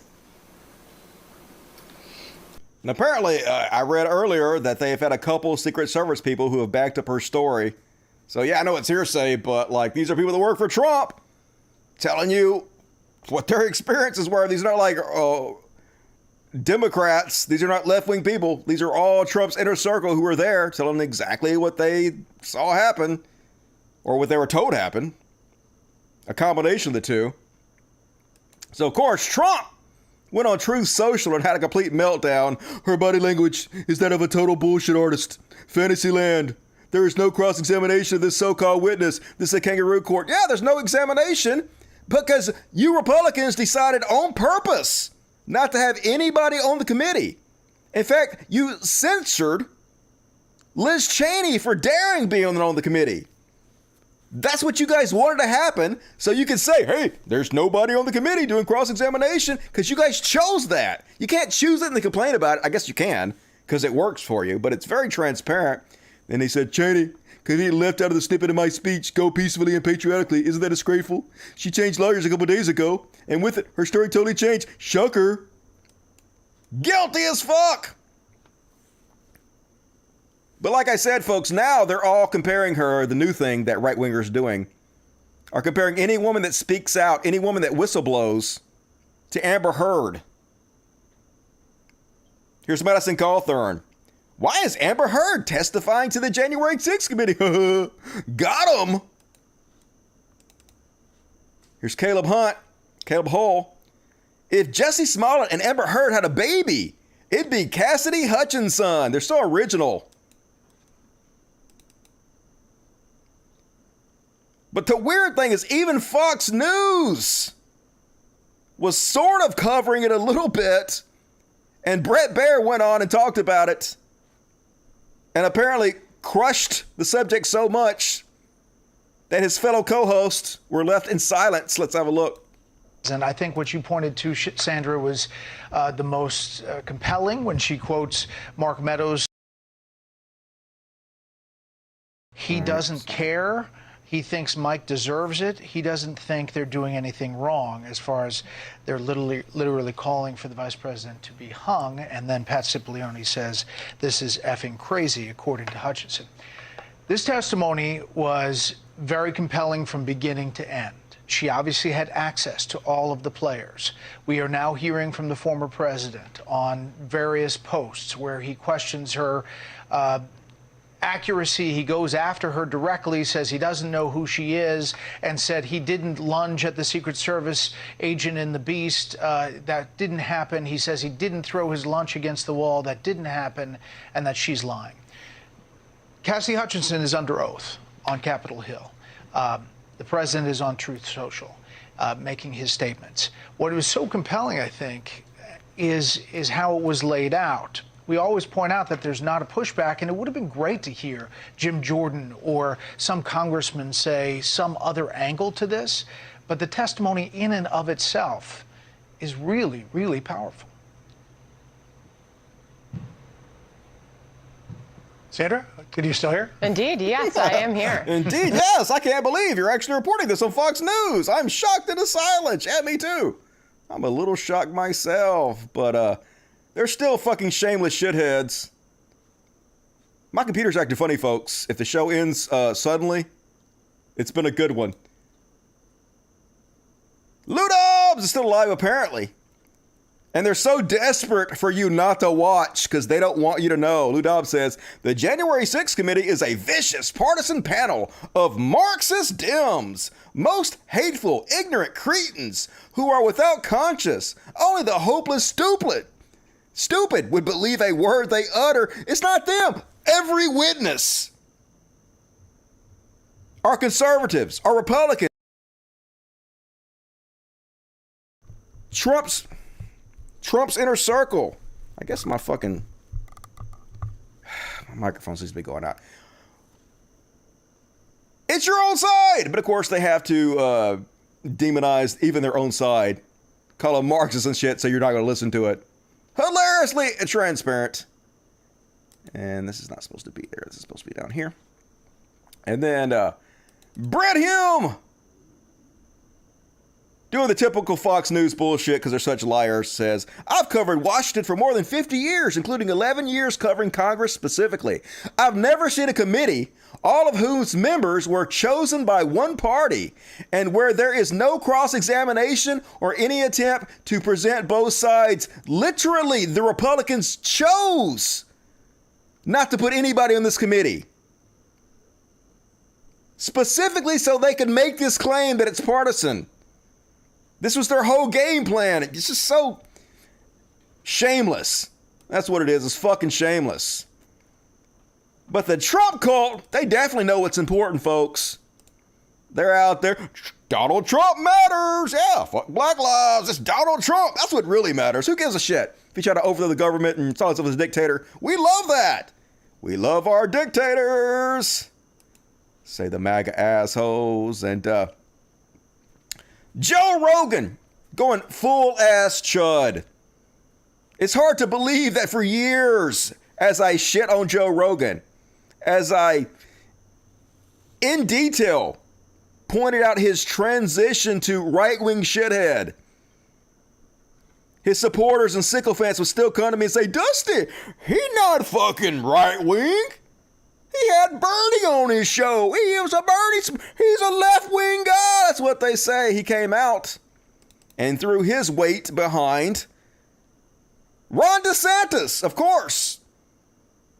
The most conservative governor in the fucking country. The only person maybe more conservative than fucking Trump. Here's Joe Rogan giving the rub. Didn't Elon Musk come out recently for DeSantis? Yeah, I think Ron DeSantis would work as a good president. I mean, what he's done for Florida has been admirable. What the fuck has he done from Florida? What? Get a bunch of fucking people killed? Attack Disney over nothing? Ostracize gay and trans dudes? Yes. Because this is what Joe Rogan is now. It's like they're literally convinced that the coronavirus was no big deal and we should have done nothing about it. No mask, no vaccines, nothing. Just let motherfuckers die. And he's so committed to this ideology that he's willing to throw his weight behind Ron DeSantis because of it. Breaking news right now. Yeah. That wasn't even on purpose. I feel like what he did for Florida, a lot of people gave him a lot of grief, but ultimately he was correct. He was correct when it comes to like deaths. He was correct when it comes to protecting our vulnerable populations. He was correct in terms of distribution of monoclonal antibodies. And he was furious when the government tried to pull those. They were trying to pull very effective treatments. They were not. They were not trying to pull anything. There was a limit of them, and they were trying to ensure they went to the patients that needed them the most. This is just fucking straight up lies. He's not perfect. He's a human being. But what he's done is stand up for freedoms. And people think that so there's some weird gaslighting shit that went on where people equated freedom and saying the word freedom to like right-wing bigotry and hate. It is so strange. It's exactly what it is. Right-wing bigotry and hate. Freedom? Hey, well, dumb is always free with Joe fucking Rogan. Imagine going from supporting Bernie Sanders to Ron DeSantis in just a few fucking years. If that doesn't show you that Joe Rogan ain't about shit, nothing will. Just an absolute fucking tool bag. And he had here, Joe Rogan experience. Support gays and weed? Support Ron DeSantis. Joe Rogan, well, it's no problem for him. He knows exactly what he's going to pick. He don't actually give a shit about gays and weed. He'll have his weed. He rich. He's just going to do whatever he can to make sure you have to pay an extra $1 to support every right-wing shithead he can. That's what he is. And he had a weird-ass Gina Carano on who's so fucking strange. She got COVID, and she suffered from COVID. Yet she's going to try to act like she don't know if she got COVID or not. Because in their mind, COVID doesn't even exist. It's all just the flu. It's all made up. Listen to how stupid this fucking idiot is. Did you get COVID ever? I guess so, probably, but I would... You don't know? Well, I mean, I tested positive on a test. Does that count? Yes! Okay. I think that means you had COVID. Yeah. Unless it's a false positive. Yeah, which those exist. Did you get an antibody test? No. Damn, we could have given you one. Yeah, but what do you have to do for that? I don't know. Easy. Blood test. It takes 2 seconds. No. Pinprick. Very quick. But I went out in Las Vegas. I got a hangover, and then I wasn't feeling good the next day. So I was like, okay, I'm not feeling good. It's right before Christmas, and I was like, my mom's like, are you sure this is a hangover? And I'm like, yeah, I'm pretty sure, but if you want to test me, I don't, it's your house. And she tested me, and it was positive, and It was pretty aggressive. Like, I was really, really sick for about 7 days. My body was aching. It's serious. Like, it hurt. Like, everything hurt so bad. So you definitely had COVID. Yeah. So why are you saying, like, I guess? I guess I did. I mean, you definitely had it. You have all the symptoms of COVID, and Yeah. you tested positive. Fine, I had COVID. I had COVID. I don't. But okay, so COVID's definitely different than the flu then. It's definitely. It's definitely different than the flu. This is an engineered virus. This is a Right. virus That that was they created didn't in a fucking purposefully- lab. There's I don't think no they did it on evidence of purpose. that. More conspiracy theory bullshit. It could be true, but there's no fucking evidence of it. But don't let that stop you, Joe. But god damn it, another dumbass right-wing person on the largest podcast in the world. This is why we're so fucked in this goddamn country. And I tried to watch Terror on the Prairie, which is the new Gina Carano movie, put out by the Daily Wire by Little Bitty Shapiro. Little Bitty Shapiro couldn't stand that Gina Carano was canceled by Disney. So he threw his weight behind her, his Bucko 5, and made a movie. And it's unwatchable. It's literally an unwatchable movie. She's such a fucking horrible actress. The movie is so slow and boring. Had to turn it off. So, no surprise there. Bad life decisions for Gina Carano. And then a couple more crazy videos from right-wing shithead. This is the Arizona governor candidate Kari Lake. Gonna pearl clutch. Fake outrage. So she doesn't have to answer the question. Look how fake this is. You gotta pretend like she's upset when she's clearly not. She's just saying this to try to dodge the question. Look how transparent this shit is. It says Arizona GOP candidate who criticized drag queens was once a fan, according to a drag queen. This is the quote. Arizona GOP gubernatorial candidate Kari Lake, who has attacked drag queens as dangerous to children, attended the shows of drag queen Richard Stevens for more than 20 years and once hired him to perform at her home. Do you care to address that? I do care. I actually do care to address that, and I'm really shocked. I'm actually appalled that Fox News would take a defamatory story like that, and we are pursuing legal action against this drag queen. I'm appalled that you would bring that up when you have not talked about our stolen election. You failed to talk about We just spent 3 that. questions, Ms. Lake, talking about this. I just You asked you a haven't. number of questions about it. I played the Arizona This House is the Speaker. first of it. Let's This is the address first of it. this story that's in the Washington Post. Every candidate takes Wow. tough stories. I'm asking you to I'm respond happy to it if you'd address like it. to. I'm happy to address it, but I'm really disappointed in Fox. I thought you were a little better than CNN. This is a person who I covered for decades, 20 years, and he's never been in my home. He says he's been in my home for a drag show. That's ludicrous. He's never been in my home. He's lied. We tried to serve him defamation papers, and he's so shady that we can't even track him down because he's not even welcome at the places that he works. I'm sorry, but this is the last question I'm going to ask. What about these pictures of you with him, Richard Stevens?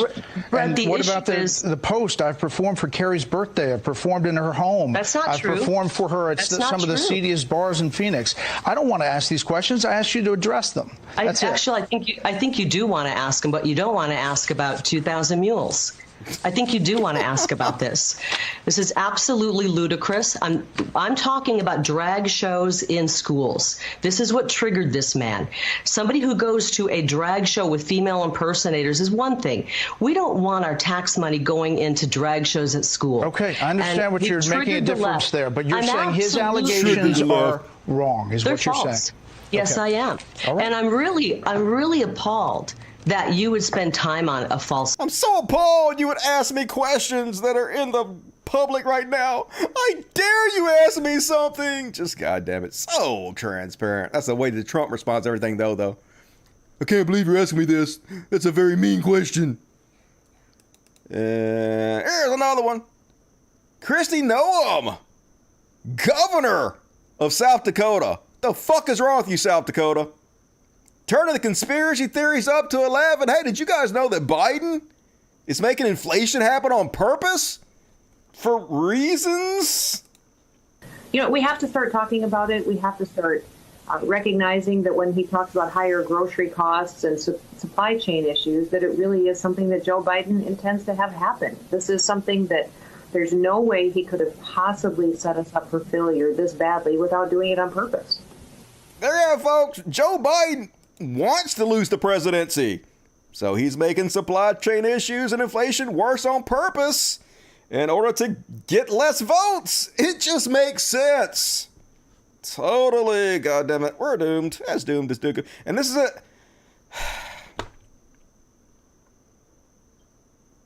This is more proof here, folks.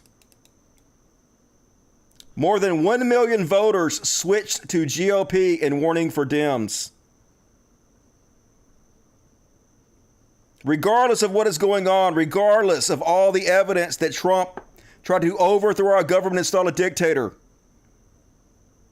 regardless of what they're doing in our schools, regardless of the wealth inequality, regardless of how obvious it is that conservatives are completely fucking evil, 1 million voters switched from Democrat to conservative to Republicans.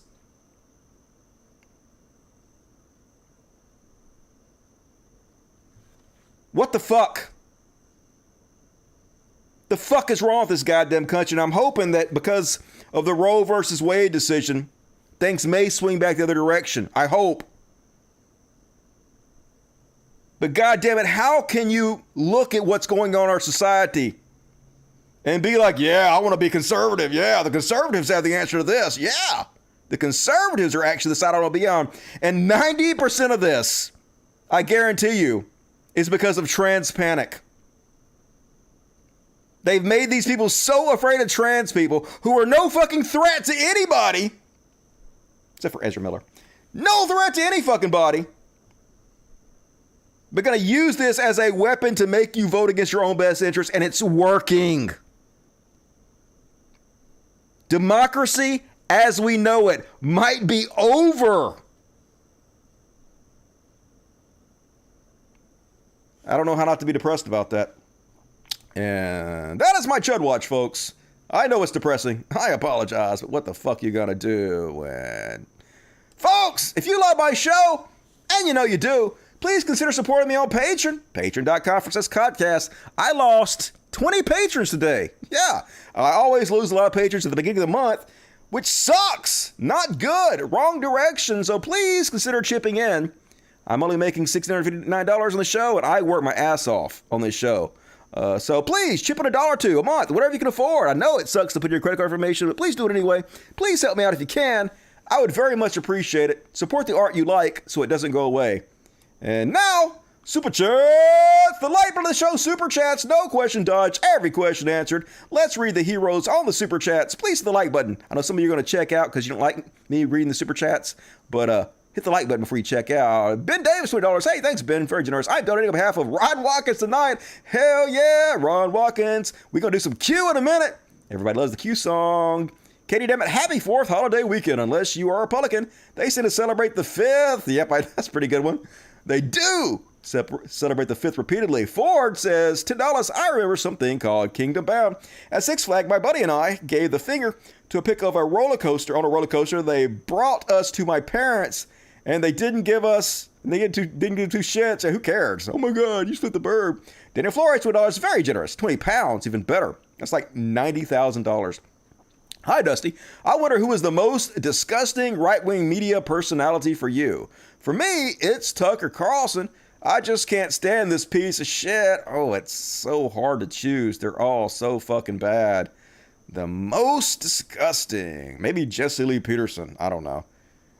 Joe LaFaro, another thing they say, it's not religion, it's a relationship with Jesus. I know, right? That's religion, fuckos. Silent Night, keep exposing the religious fakes, Dusty. I will. That's what I do. Jason Anderson, thanks, Dusty. Appreciate the commentary to the dumpster fire. We're doomed. But at least we're not alone. Yeah, at least we have each other. We got each other's back. We'll get through it together, hopefully. Dusty, just $2 a day. Got to pay my credit card. Hey, do what you got to do. Thank you, Cupid Lover. Good to see you tonight. How's it going, Jason Morin? Urban Mass, really? Faps on a Starbucks patio is so metal, I know, right? Sort of cool, but also it's like sexual deviancy. I don't want to see your dick, so keep that to yourself. These guys would be legends if they weren't hypocritical trash. Yeah, but at the same time, don't whip your dick out in public. That's not really good. Hey, Dusty, glad to be here. Hey, good to see you, Danny. Elizabeth, I'm observing dry July this month. Take my beer money. I just quit drinking again. I have gained so much weight. I just weighed myself for the first time in like months. I weigh 200 pounds now, motherfuckers. 200 pounds. That's legitimately fat as fuck. So no more drinking for Dusty, and this time, I mean it. Rebecca Brewer. Hey, Dusty, we love your show. Please send a happy birthday to my fiance, Mike DeGeorge. What's up, Mike DeGeorge? Rebecca loves you. Urban Musk. Elon hasn't tweeted in 2 weeks. I hope the stress of his employees leaving his stock price is getting to him. Happy birthday. Yeah, I imagine it can't be helping. Maybe he's finally learning that pissing off the people most likely to buy your cars is not very smart. Show on Monday. Planning on it. Alt fact, $20. Told the girl that, like me, I was polyamorous. First time I had to do that, and pretty scary. How'd she respond? Good on you, Alt fact. Dan Ash. Dusty, make more songs like Wobble Wobble. I can't get enough. Yeah, I need to make more music. I don't know. I'm lazy. Very lazy, but I will try. Floyd, fluffing stuff, $10. Keep fighting the good fight. Dusty, let's remind people that scientific studies have proven homophobes are most aroused by gay porn. Here's the New York Times summary article. Yep. It's just like racists love interracial porn. They protest too much. Awesome 9, $5. Please talk about Demetra Kay's latest YouTube video. Someone needs to be named and shamed. All right, well, send that to me. $10 from McNapster. Dusty, glad you're back. I mentioned your show a few times on my podcast, trying to help get a few more Dust buddies. Give them a good fight. Hey, I appreciate it. You should have gave a shout out for your show. Liz Husky, $2. JD and AH are both horrible people. I know, right? Sad how popular they are. Joe Punk. Thank you, Dusty. I don't know what that word's. Otorhinolaryngologist will show the animal wins the Qanon every time. How ignominious. I don't know. That's those are words. Definitely, I assume. Ford. What's scary is the vast majority of the time since society existed, it's most common with essential a dictator than democracy. We have to protect what we have. I'm afraid it's gone. We'll see what happens. Maybe I'm being too much of a doomer. Maybe it'll turn around, but I am not optimistic. Patio Glad, hell yeah. Dumping the DMT when you die. Basset Hound, $10. Great show, Dusty. Rock out. Hey, appreciate it. Thanks for supporting the show. Urban Mass, I would love for a devout Muslim teacher to lead a classroom. That's what we have to do. I have to bring in like Satanists and atheists and Muslims to lead the room in class, prayer and shit. Nip that shit in the bud. Thank you for the show. No problem. Thanks for joining me. Out fact, what would Dave Rubin know about what straight men want? He knows all about what straight men want. You know, that's true. Matt the Trucker, $5, joining in a little late tonight. But here's something towards Kitty Grub. Bing bong, and as always, love the best show in the goddamn universe. You have great taste, Matt the Trucker. Stabby Cat, voting against their own interests is the right superpower. Yeah, rich are really good at brainwashing the masses into voting against their own best interests. How's it going? Little Eye 3D. Lauren, Starlight Sanctuary, $100. What? Very generous tonight. The super chat. Hey, wait, gentlemen of the world tonight. Lauren, Starlight Sanctuary. I miss you. I'm glad to be back. I did miss you guys this week. Stupid Dusty misses Monday show. Shasta X, $40. Also very generous, Shasta. Thank you. Because I think Dusty will actually use it to help animals. I will. And won't give it to the religious invasion. I won't even buy booze with it anymore. That we are fucking facing right now, yeah, I'm fighting. I'm definitely fighting. I'm working hard every day to try to do what I can. So thank you for supporting the show. Ford 8484. Right-wingers in this country have no sense of otherwise. Western democracies, they live in a bubble. No clue about the health care, child care. True, they don't give a shit. They want a dictator. Dark times ahead, says Ben Marigo.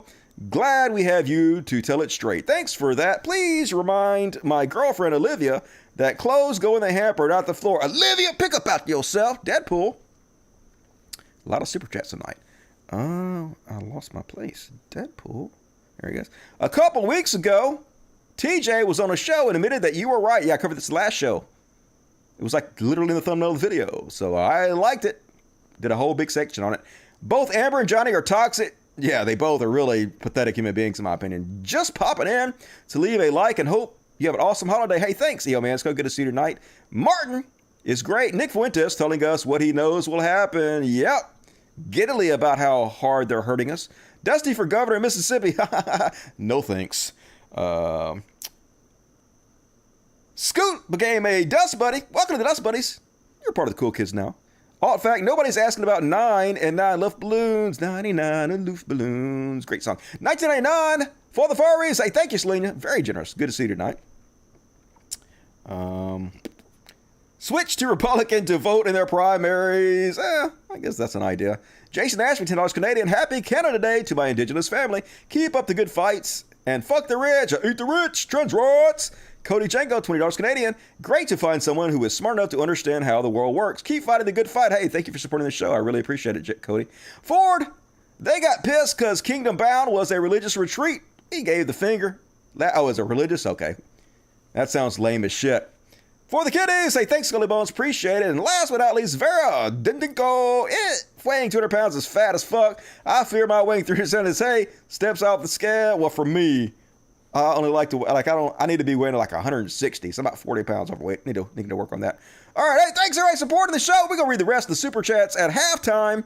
Not at halftime. At the end of the show. So if you guys want to be immortalized forever and ever and ever on the greatest show in the history of mankind, do so in the super chats. And now we're moving on to the next section. A little something I like to call Beyond Parody, which is my favorite section. It's all beyond parody, but these are super fucking silly. And first off, Rudy Giuliani. Oh my God, this guy's the gift that keeps on giving.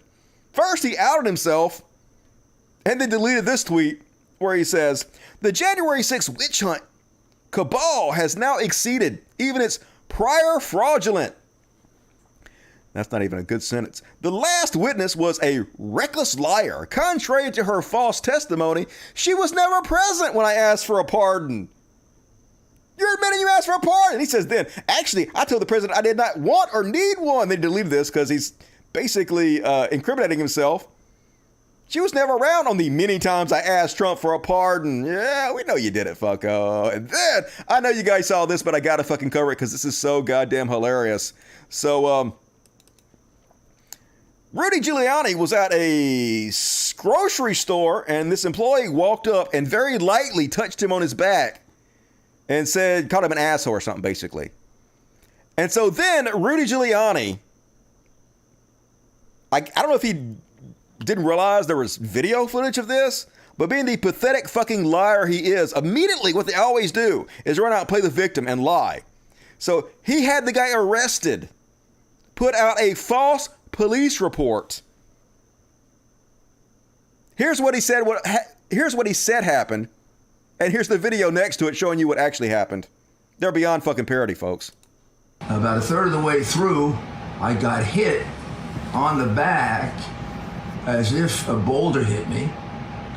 It knocked me forward a step or two. It didn't knock me down, but it hurt tremendously. About a third of the way through. Literally the weakest people. If that hurt you, holy God, you are the most pathetic human on the planet. Here he is lying to a crowd about it. He hit me hard enough to knock me forward about like this. Now, I'm 78 years old. No, I'm in good shape for 78. But there are a lot of people 78-year-old that are not. They could have gone right down. You know elderly people die mostly from falls. This guy could have killed me. If I were a weak 78-year-old, I might not be here today. Yeah, no, it's a good thing you're such a fucking stud, Rudy Giuliani. That guy might have killed you by very lightly tapping you on the fucking back. Holy shit, these guys are so pathetic. Beyond parody. And yep, here's Rudy Giuliani at ShopRite. Oh my God! Oh my God! I've been murdered! I've been murdered! I got flicked on the ear! Oh my God, brain damage! Oh my God! Yep. Also, soccer sucks. And then, did you guys see this one? This is real life, folks. So this was the Wyoming Republican primary debate. Here's a lowlights clip. The only sane person in this entire debate is Liz Cheney. Watch these fucking moonbats. We're going to go to what we call a lightning round. January 6th was a setup from the beginning. We cannot have actual, oh gosh. Spit it out. See, Fail. Anyway, What we saw happen on January 6th was clearly an attempt to delay the count of the electoral votes. Coronavirus vaccine policy. They knew Fauci had awards for his work in cytokines. Mr. Fauci is one of the most corrupt individuals in Washington, D.C. We are to oppose any vaccines. Everybody ought to get vaccinated, and we need to do everything we can to protect ourselves from future viruses. Wyoming residents' faith in the election process. I understand when I talked to Mike Lindell, he did say that there was a small portion of voter fraud in this state, but that is alarming. What about Facebook using the system to steer people? We know for a fact all the major internets do that. All the major internets do it. All of the internets, even though that's not true. Facebook has actually put out a whole study showing that for some reason their algorithm rewards right-wing content much more than left-wing content. But don't let facts get in the way of your bullshit you made up. The internets! The 2000 Mules movie is something that I think we have great concern about. Voting machines that, are suspected fraud. There are politicians in this country, beginning with Donald Trump, who have lied to the American people. He consistently has said that the election was stolen when it wasn't. Ukraine is corrupt. We started it. We got involved. We pushed them into being against the Russian government. Money laundering. I think that's the biggest ticket for the Ukrainians and the Biden administration. It's the front line in the battle for freedom. And I think we've got to elect serious leaders. Yeah, so Liz Cheney, the only one making sense whatsoever. So obviously she's going to lose miserably because she's a Republican. Might have chose the wrong party there, Liz. I like what you're doing recently, but you get what you fucking deserve. And then prepare your shock face, folks. Do you know who's really responsible for the fact that Roe versus Wade got overturned?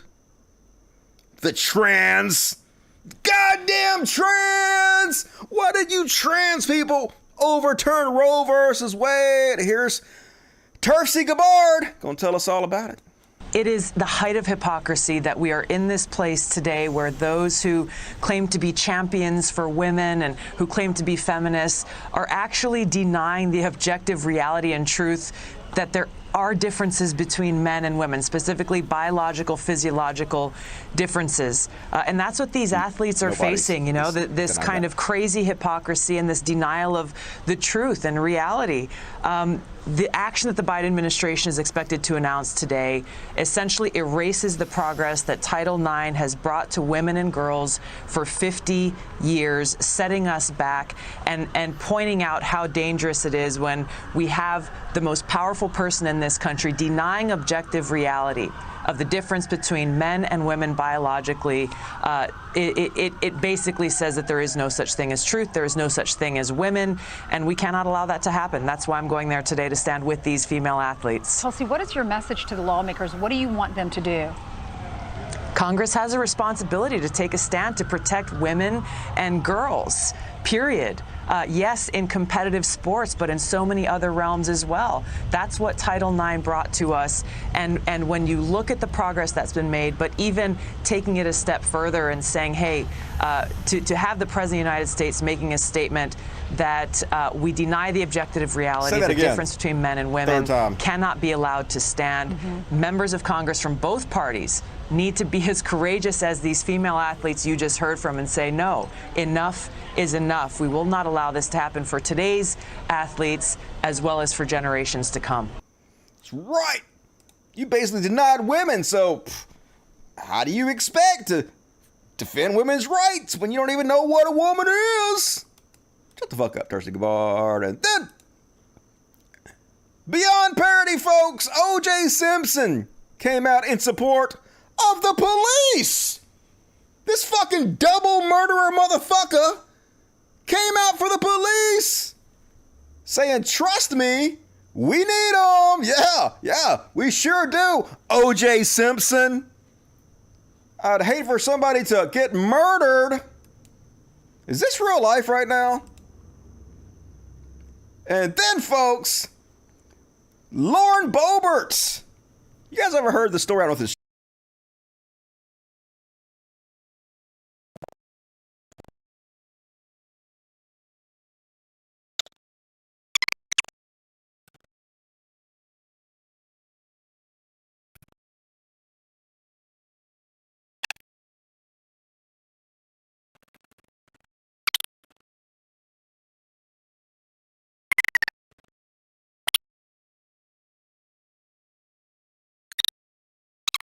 And that is what needs to be our priority. And, if we want to do anything, maybe we liberate our neighbors to the north.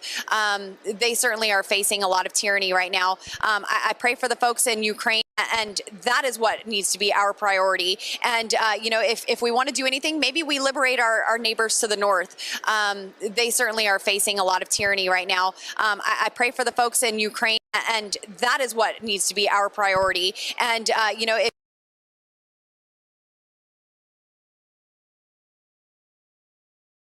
a lot of tyranny right now. I pray for the folks in Ukraine, and that is what. All right, let's try this again, folks. I don't know what the fuck's wrong with my mic. Sorry. One more try. Watch out, Canada. And that is what needs to be our priority. And, if we want to do anything, maybe we liberate our neighbors to the north. They certainly are facing a lot of tyranny right now. I pray for the folks in Ukraine. And that is what needs to be our priority. And, if we want to do anything, maybe we liberate our neighbors to the north. They certainly are facing a lot of tyranny right now. So basically she's saying, hey, let's not help Ukraine. Let's go invade Canada. Super cool. Watch out, Canucks. Might happen. Who fucking knows? The Oxy's taking over. And holy shit, mask off. On Beyond Parody, folks. Now I know she's probably going to claim that she misspoke, but hell no. This is frauding as fuck. Let's listen. President Trump, on behalf of all the MAGA patriots in America, I want to thank you for the historic victory for life in the Supreme Court yesterday. Yay! Thank you for the victory for white life. Yikes! Said the quiet part out loud again, but that's what she meant, folks. You know, that's what was on her mind. And holy shit, how's this real? It's so trash in this goddamn world. And, what?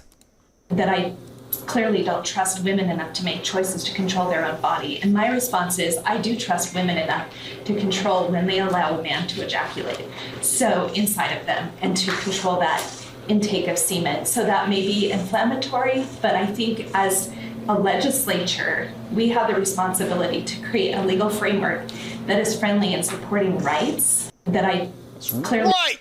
You got the right to be inseminated with semen, and it's up to you to make sure you're not raped or the condom doesn't break or you get accidentally pregnant somehow. Just saying. I respect you enough to force you to be an incubator for a baby you don't want. That's the ultimate respect, really, isn't it? And Tito Ortiz, former mayor of, Huntington Beach. The Huntington Beach bad boy, Tito Ortiz, used to be the mayor. Here he is, condemning political division, then turning around and being politically divisive because they have no self-awareness whatsoever. You know, and it's this whole cut down the middle of Republican versus Democrat. That's bullshit. I call it bullshit. I say at the end of the day, it's American. It's patriotism. This is stuff this country's been built on. And to separate people and divide them the way they have is just, it's nonsense. Right. Don't fucking divide people. We are all one. No divisiveness. And the people that do come over from other countries, hopefully they don't come here and try to vote on the Democratic side and saying, well, they let us in. Well, no, you're going to turn it exactly into the country that you came from. That sounds divisive. divisive. Voting that way. So I think this year, 2022, should be a huge red wave, and I hope people have the common sense and just right ethnicity, or excuse me, the right ethnicity. Right ethnicity, or excuse me, right ethics. No, the right ethnics, folks. I hope they have the right ethnics. right ethnicity or excuse me, right ethics in their mind of really helping this country. Because if we lose this midterm, I don't know if we're going to survive for another 2 years, and that's scary. I mean, he's got it right there. If they lose this midterm, then they can't overthrow the government, install a dictator. We might get some voting rights in there, and they already are incredibly unpopular. They had to rule by minority, so if they can't steal the election, it'll be a while before they get back in there. Better have somebody with the right ethnicity to help you out there, Tito Ortiz. Holy shit. And then the good liars. Love me some good liars. And to each their own, folks. To each their own. It's on the Roe v. Wade being overturned. I'm against abortion. You're against abortion? Yes. There's been some talk with some people saying we need to protect life. The sperm that's the seed of life. So would you be in favor of all males who are not married getting vasectomies? No. What about you? To each their own. Clarence Thomas said yesterday maybe we should take a look at the same-sex marriage ruling. Is that something you think we should look at as well? What do I think of gay marriage? I don't believe in gay marriage. You don't believe it? You don't think that 2 men or 2 women should be able to get married? Would you like to see them reverse the decision? Yes. And why is that? Just how I was brought up, and that's how I believe. And you mentioned it a couple times. To each their own, right?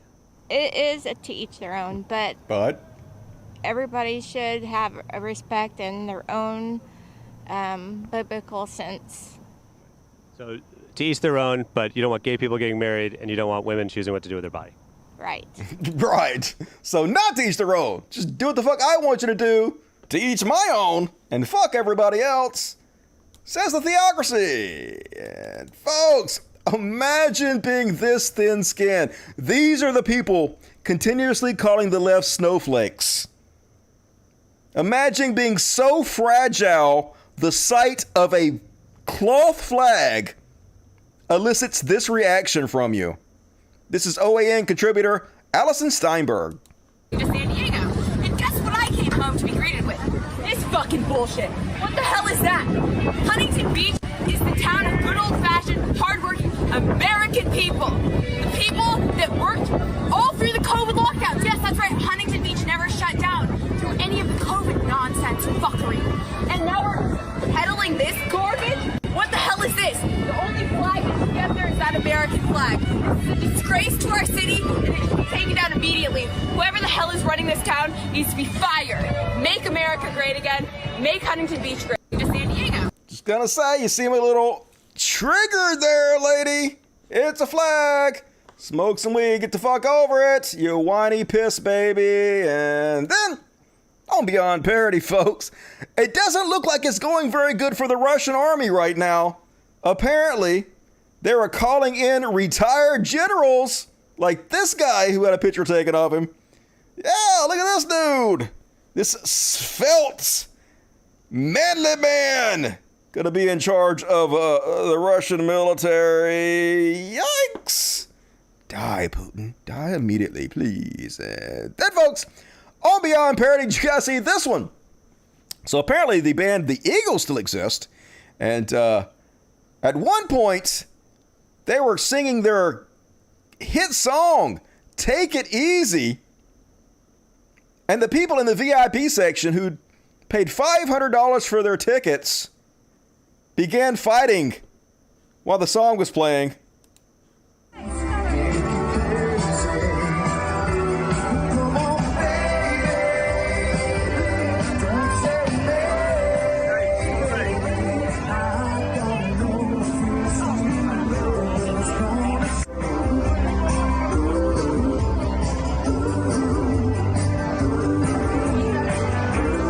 Hey, motherfuckers, take it easy. It's right there in the song. Apparently you're not listening. Next up, Hotel California for you motherfuckers. And then, folks, here's America in a nutshell. If you guys in other countries want to know what it's like to be an American, I'm proud to be an American. Woohoo! America! We're we're doing this for some reason. It's that Titanic theme song. Woo! Just good, clean fun, even though it's very dirty. Yay! Woo! Yeah! This is awesome! Best country on earth! What's the worst that could happen? Oh shit, wait a minute. Oh, guys, oh yeah, that's what happens. Yeah, well that's why you don't do that. Fucking moron. Hey, let's just drive a fucking monster truck out in the middle of a mud puddle. Let's see what the fuck happens. Swim to shore, fuck goes faster. We are cringe. Definitely, this is why aliens don't visit. And then, folks, speaking of beyond parody, holy shit, Sarah Huckabee, the most miserable woman I've ever fucking seen, literally got up and said this shit.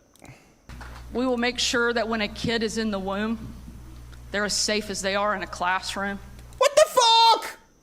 Why would you say that? So watch out, fetuses. Apparently you're going to get murdered by guns and shit. What is wrong with these people? How could you think that was a good thing to say when 19 kids just got murdered? I mean, it just don't make no sense. Do they know? Are they trolling? I just can't figure it out anymore. Am I the crazy one? Then, folks. So apparently, when you say everybody is included and welcome here, what TERFs here is, you guys are banning us. So, this is, what store is this? Anyway, the signs say, this rainbow flags. And the sign says, this shop is for you, me, him, her, they, them. It's for everybody. This shop's for everybody. Everybody's welcome. Or TERF Maya Forrester, who says, these flags and signs on shop doors are not simple signals of welcome. What they say is, if you are a sex realist, you are not welcome here. You're a second-class citizen. You should feel uncomfortable and on edge. No! It says that everybody's welcome. How is including everybody excluding you? Well, it's because you're a piece of shit, a bigot. And you feel like, hey, if you're including everybody, I can't be involved in that because I don't want to be around people that I don't like. So, I'm the victim here somehow. Good God, you're stupid. You should feel bad about it. And all right, folks, that's my Beyond Parody. And holy shit, still got a lot of show for you guys. And we're into overtime. And who loves the overtime? You love the overtime, so reward me for overtime. And now, folks, it's time to do everybody's favorite segment song. If you know it, feel free to sing along. The words are very complicated. It goes a little something like this. A, B, C, D, E, F, G, H, I, J, K, L, M, N, O, P.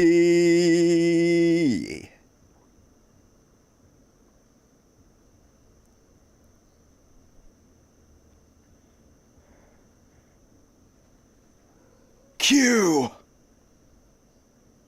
And the Q segment is back. Hell yeah. Q himself is back, folks, after 2 years.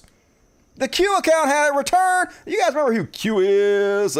Q is the conspiracy account that popped up on 4chan and then moved to 8chan, which is now known as 8con, who pretended they were some kind of insider to the Trump administration, and he was about to arrest a cabal of pedophiles who run the entire world and murder them and imprison them for drinking babies' blood. Totally realistic, real life shit.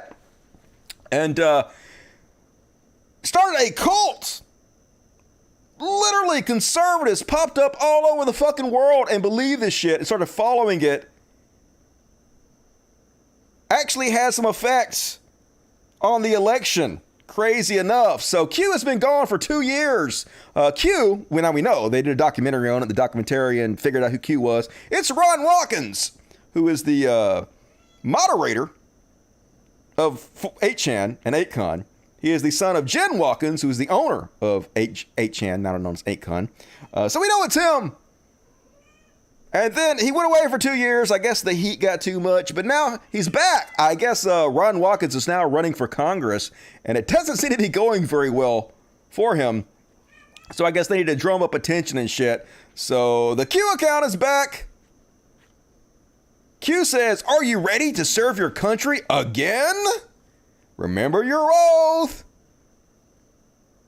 And then somebody says, "Throw us a bone, Q. We've all been waiting for what seemed like an eternity. What's going on? It had to be done this way. Shall we play the game once more?" Yes! Finally! Please come back, Q. Gives me an excuse to sing the Q song, which is so fun and everybody loves it, right?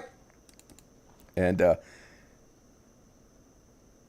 course, the first thing Q did when he got back was start attacking Cassidy Hutchinson, the lady that testified on January 6th that Trump was basically attacking the Secret Service and trying to go to the Capitol. Here's CNN talking about it. Well, another person lining up against Cassidy Hutchinson is the anonymous online poster Q, whose completely absurd posts, which would be laughably cryptic and are actually never accurate, are at the heart of the QAnon conspiracy movement. After more than 18 months of silence, the Q account is back, and on Wednesday, it aimed its conspiracies toward Hutchinson. It's really too stupid to even show the posts of this Q person, but the post contained numerous cryptic questions and ended with asking, "Who is Cassidy Hutchinson?" and "Trust the plan," which is a common Q catchphrase. The Q stuff would be funny if it didn't actually have real-world consequences. The FBI says it's arrested more than 20 people involved in the Capitol riots who said they followed QAnon. One of those, probably most famously, Jacob Chansley, who was seen in face paint and a headdress in the Senate chamber January 6th. He's since been sentenced to 41 months in prison. There was also the follower who flashed the Q sign in his trial for allegedly killing a member of the Gambino crime family, and another who was sentenced to 8 years following an armed standoff near the Hoover Dam. That guy, he was demanding the release of a Justice Department report on Hillary Clinton's emails, which is a popular QAnon conspiracy. I'm joined by CNN's Donnie O'Sullivan, who's tracked QAnon. E-back, folks, and the QAnon people are kind of trying to figure out if it's really Q or it's some kind of psyop. So Q is this guy, Ron Watkins. Like I said, he is the moderator of 8con. Been doing Q ever since they moved from 4chan to 8con. He took over the account and been posting his Q. So half the QAnon people are like, yay, he's returned. And the other half are like, oh, this is some kind of psyop. Don't believe it, folks. But it's always been like a con. It's still the same con people doing the same fucking con shit. And Jim Watkins, the guy that owns 8con, the father of Ron Watkins, he looking a little different too. Let's see what he looked like before when he was on the, see, this is what he looked like when he was on the Into the Storm documentary that proved he and his son were part of the Q account. He's trying to look a little younger, isn't he? I think he had some work done or some shit. But anyway, here he is talking about it. Yeah. What's going on there? Because I mean, it's been quite a while since the last Q drop, from what I understand. Well, I'm not Q, but my son is. Understand that Q has things to say, and I read the Q posts, and they're legitimate. They're as legitimate as I can prove. So yeah, they're legitimate.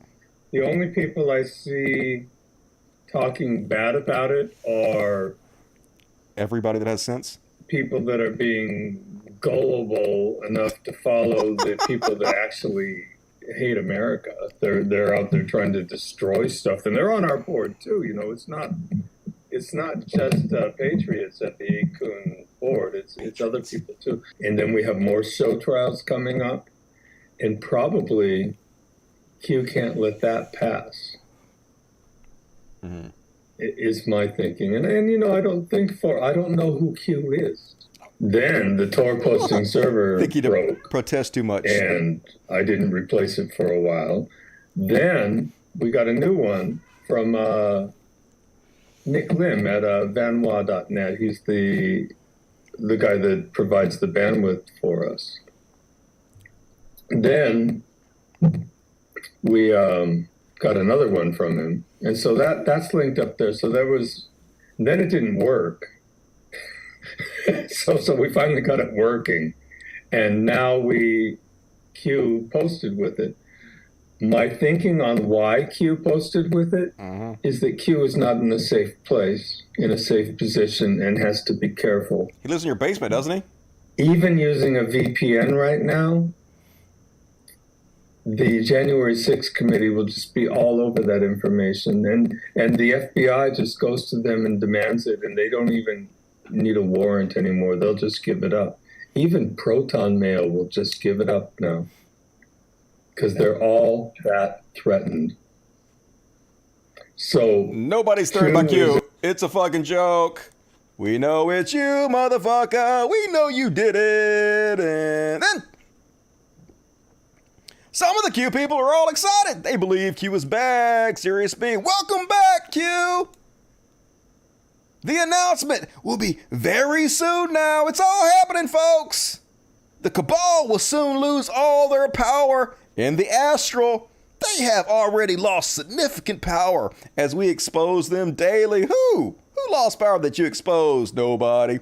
We shall soon have the biggest I told you so in all of history. Victory will be ours. That's right, folks. We're not fucking idiots that got conned. We're not a cult.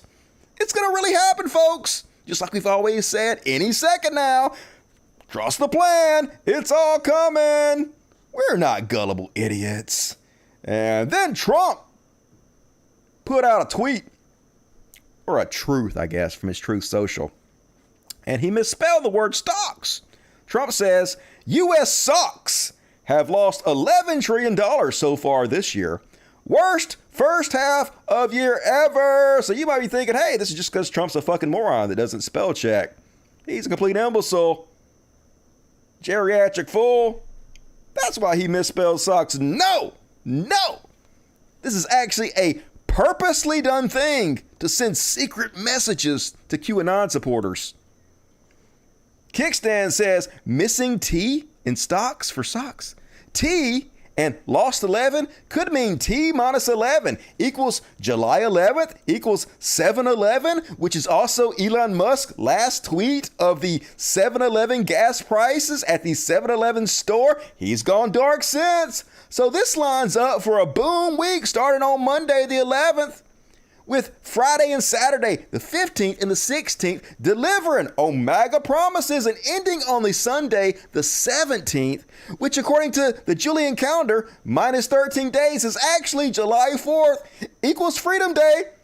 That just makes sense. I know some of you are thinking, it's a stretch. No, it's not. That's obviously what's happening here. He left it out the T on purpose to spell socks to make it all fit together, yo. Right? I believe it. I'm a QAnon supporter now. And one more on this Q clusterfuck. Lynn Wood, who made a lot of money supporting Q, got inducted into the QAnon cult, but now he's one of the big leaders in the Q cult. And he does not want to share that power with Q, who's come back. So he's telling everybody not to listen to Q. Lynn Wood says, watch out for those promoting new Q drops. Focus on the facts of what is happening around you and not new Q drops, which are likely part of the QAnon psyop. There are no coincidences. Pray for discernment. That's right, it's all bullshit, says super in touch with reality Lynn Wood. And hey, if Lynn Wood thinks QAnon is a psyop, maybe it is. Maybe it's the government fucking with people. I'll support it if it is. That's the only fucking way I would support it. And that's my Q section. Welcome back, Q. Good to see you again, buddy. And now, folks, we're American heroes. A hero section. Real quick tonight, and we only really have 2 heroes tonight, but the first one, well, we have 3 heroes tonight. But the first one, the main one tonight, AOC, out there kicking ass, doing what she do. And some people think this tweet she put out may be a sign that she is thinking of running for president or vice president. Apparently, she's just going to be old enough when the swearing in ceremony comes around. So she's actually able to run. That's my understanding. She just makes it by a couple days. You have to be 35 by the time you're inaugurated. So she said this, she tweeted this about Biden with a little thing. Biden is unlikely to take up the bold steps to protect women's rights to have an abortion that Democratic lawmakers have called for in recent days, reports Trevor News and some other shit. And then White House aides say President Biden is irked by his party's persistent question over his plan to seek re-election in 2024. And AOC's like, I wonder why. You ain't doing shit, motherfucker. You're not progressive enough. Huh. I wonder why. We're wondering if you're going to run or not. Might have some competition there, hopefully. I would love to see AOC Sanders. That's who should run together. That's a fucking hell of a ticket there. And then AOC, not just complaining, not just bitching.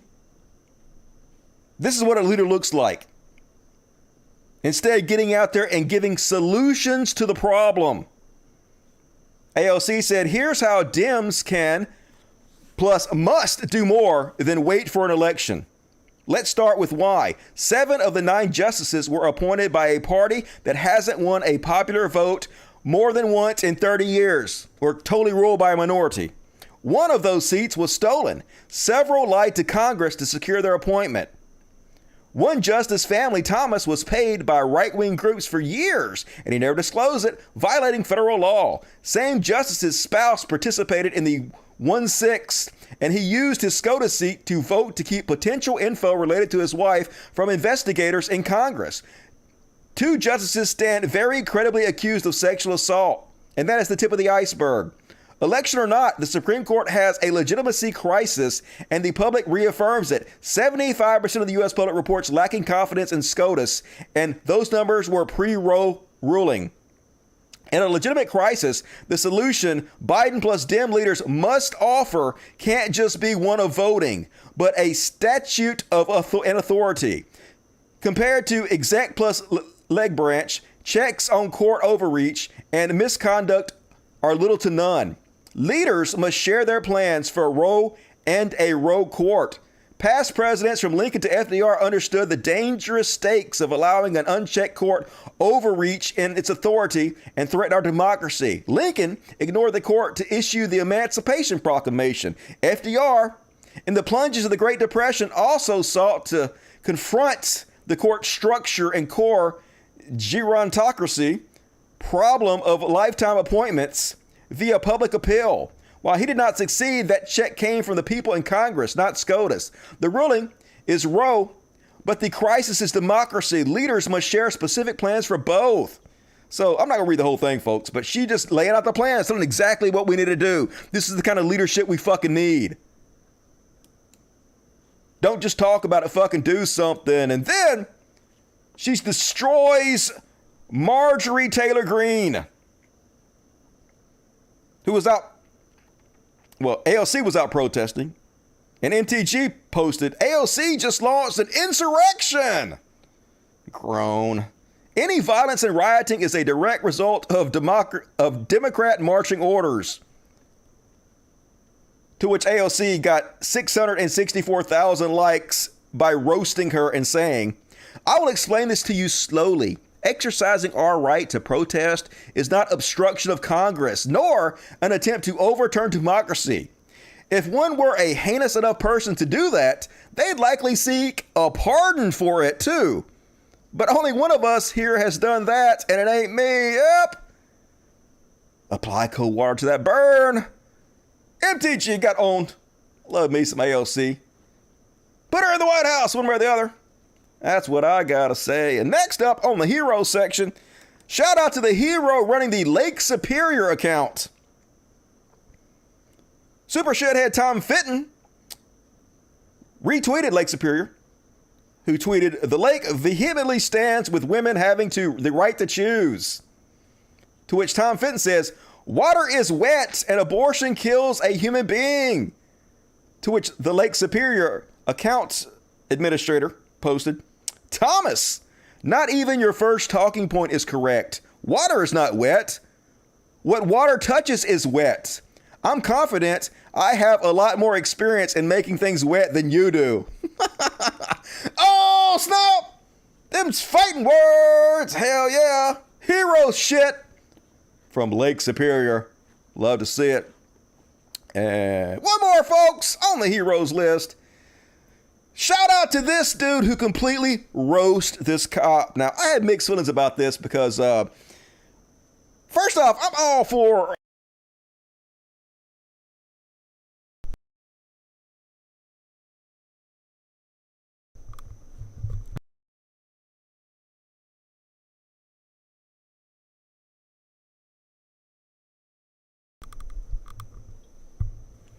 There we go. I don't know what the fuck the deal is. My microphone's fucked up or the cord's fucked up. Anyway, I'm all for shitting on cops, of course. But basically the whole roast is about how short this cop is. Was, as a little man myself, kind of hurts my feelings a little bit, but not really. This is pretty fucking amazing. Watch this guy own this little bitty cop. You step back. Don't step any further. You fucking shoot me? Are you gonna shoot me from this? I will if you step closer. Oh, you're gonna shoot me? Take one more step. Oh my god. Take one more step. Oh my god. Fuck you, dude. Fuck you. You're little. Hey, watch that cameraman. Watch the cameraman. You're fucking little man. Little man syndrome. Little man syndrome. Little man syndrome. Little man syndrome. Look at you. Look at you. 5 foot nothing. 5 foot nothing, little man. Little man Napoleon syndrome. You step back. You step back. You step back. The fuck you doing? Put your hands. Get back. Get back. You fucking choke me? Did you just choke me? Did you just fucking choke me? Look at this little guy. Look at this little guy. Look at this little guy. Get out of here, little guy. Look at the little guy. Napoleon complex. Napoleon, get back on that shit, you little fucking fucker. You're 5 foot nothing. You get nothing. You got nothing. You're a Napoleon complex little man. You're fucking pushing people with guns and shit. You got nothing. You're a fucking scared little man. Scared. You're a fucking punk. You're a punk little man. Oh shit, that's funny. That's funny. The sad part is though, like, it is entertaining and funny. I don't know how effective that is, because all he's gonna do is go take it out on somebody else when the camera's not on and get away with it. But still, it's pretty funny. So big ups to the hero, giving the cops the business. Pretty savage, pretty funny. And, all right, one more section, folks. Last chance to get in your super chats. Long show tonight. Long and strong. And now, gonna do our closer. A little something I like to call Slow News Week with Dusty Smith. Yeah! And first off, on tonight's Slow News Week with Dusty Smith, yeah! Ghislaine Maxwell, and that's how you pronounce her name, Ghislaine. I'm almost 100% certain of that. Got 20 years, folks. Got sentenced to 20 years. They got her, but like they haven't gotten any of the dudes who did any of the molestation. I know one of them committed suicide or whatever, dead, but the rest of them they ain't got. So I'm just saying, hopefully they're just starting with her. Get the rest of them. And speaking of pedos that got charged, serial child rapist R. Kelly got 30 years. Imagine being this motherfucker. Being incredibly rich, having the whole world on a platter. You could go anywhere, do anything, but what you decide to do is pedophilia. Or ephebophilia, or whatever you want to call it. Oh no, he's peeing on little kids. That's all I know. What a fucking idiot. Gonna spend the rest of your goddamn life in jail. Why you do that, R. Kelly? Just obviously thought that he was above it all. He had all these kiss asses around him covering up for him. Thought he would never fucking get caught. You got caught, fucko. Enjoy dying in prison. And then, speaking of virtue signaling, apparently Tesla has said they're going to pay for abortion care for their employees, I guess, who are affected by the abortion ban. Yet this motherfucker is publicly supporting Ron DeSantis. Somebody who's going to ensure abortion is taken off the plate for women across the country. How the fuck does this make sense? It doesn't. It's just virtue signaling. He's just trying to pretend like he's a good guy by literally supporting the assholes who are causing the problem. So desperate to be liked. Fucking dickhead Elon Musk. And then, folks, you see this one. Actually have a good cop and a bad cop in this one. So this dickhead cop trying to arrest this guy for no goddamn reason gets called out and put in his place by another cop who actually knows what the fucking law is. Let's have a look. Please, sir. Okay, I'm going to place you under arrest then. You're not placing me under arrest. You have no right to ask for anything. Come here. So the guy didn't do anything wrong. He's not trespassing. Yet the cop's going to chase him, try to tase him multiple times while he's running, which is very dangerous. Could make the guy fall to the concrete, could kill him or seriously injure him, but don't give a fuck. All right, taser. Missed, dickhead. Missed again. You're a bad shot with the taser. He is under arrest. He's under arrest. For what? For trespassing and for disorderly conduct. On public property, dipshit! What the fuck is this public sign? It says fuck off! You are... And he refused to give me his ID, which he's required to do. For what? So I could issue him a citation for trespassing. It's not trespassing. Yeah, it's not trespassing, dickhead. Learn your job. And I guess this cop knows this other dipshit cop. Ain't impressed with him. And I read also that cop that just harassed that guy and tried to taser him killed somebody else, because of course he is, and he's still a cop. Because this is what the whole fucking system is about. Protect these goddamn shitheads, these murderous goddamn subhumans. Fuck everything about that. And one more, folks. Got one more video to finish us off with. So, I commented on my Jesse Lee Peterson video about how I don't hug men. Now, as a greeting, I will occasionally hug a man as a greeting or a goodbye.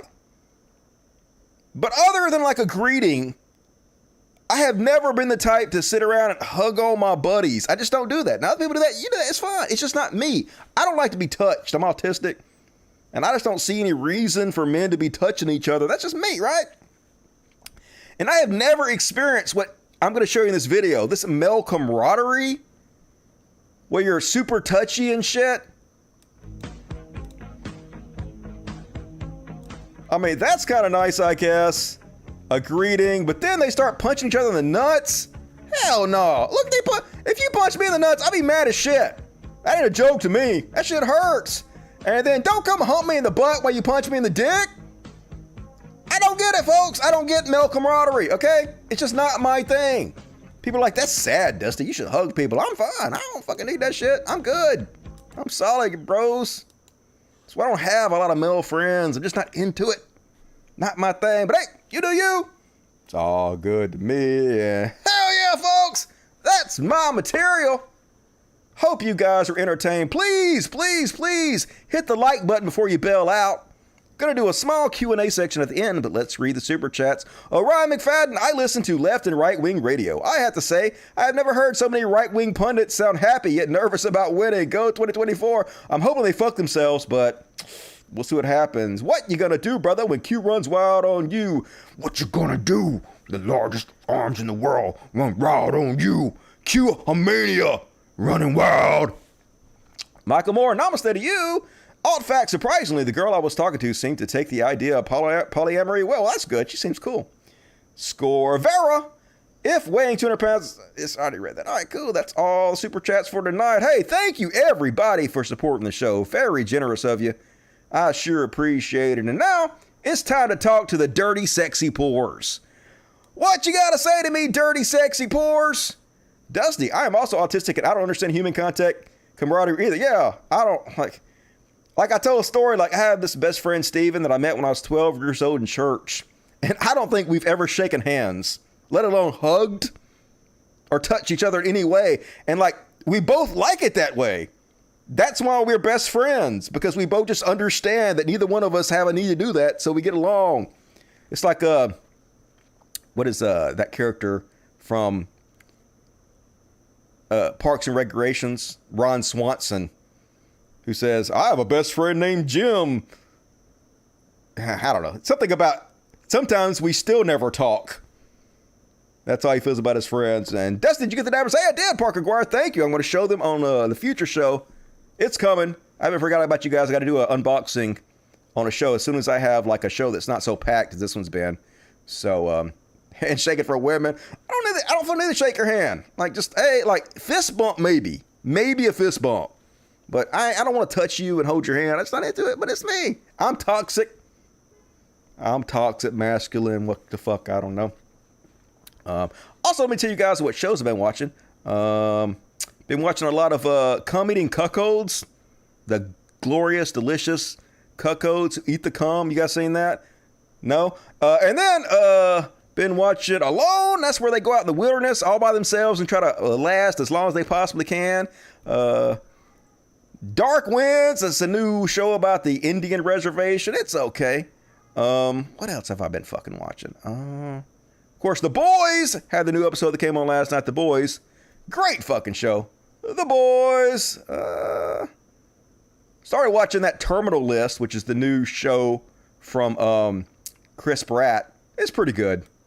I mean, that's not true. It's not that good. But I've only watched one episode, so we're working it out. Dusty, sex spam bots are in the chat again or not. Sex robot. They doing what they gotta do. Did you like the Pride one? I'm making ashtrays too. Oh, you made that? Yeah, they're awesome. Like I said, I'm going to show those next time I do unboxing. So thank you for thinking of me and doing that for me. Dusty, have you heard of the philosophy of open individualism? No. The idea, we're all one consciousness. Do you think you are the same you were yesterday? I guess I'm different than I was yesterday. I'm open to the idea of just like cells in our body. All of us humans make up, like the different cells that make up the whole human race, or like the neurons firing in our brain. All of us are like individual neurons making up the entire consciousness of the human race, I guess. Something like that. And Yuri Bench gave me $69.90 something. I don't know what that is, but thank you, Yuri Bench. I appreciate it. And also gave me $17.90 of that same thing. You do an amazing job. You're a fan from the criminal state of Israel. Oh, it's some Israeli shit. Hell yeah. What up, Israel? How y'all doing over there? Ever watch Welcome Back, Carter? Mr. Carter! A little bit before my time, but I know what the fuck you're talking about. Dusty, if I send you the link to the page where I'm selling them, are you willing to promote it? Yeah, send it to me. I'll give you a shout out when I show it on the show. I don't know if anybody will buy it because no one people always ask me to advertise stuff and no one ever buys or spends money on the stuff that I advertise. So I feel bad about charging people for advertising. So I don't know.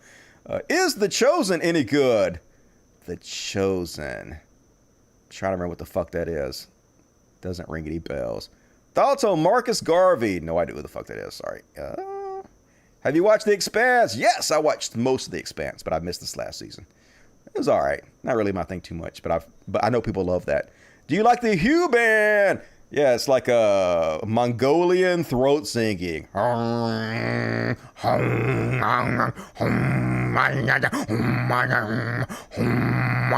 Like to heavy metal music. I've heard some of that stuff. It's not too bad.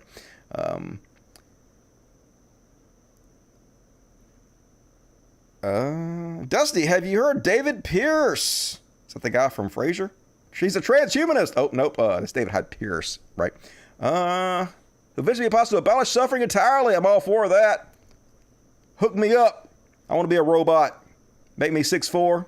Take my brain out, put it in a different body. Cool. Not to be nosy or anything, but is that your natural hair color or do you dye it platinum? This is my natural hair color. Yes. I have been solid white since I was about, 25, something like that.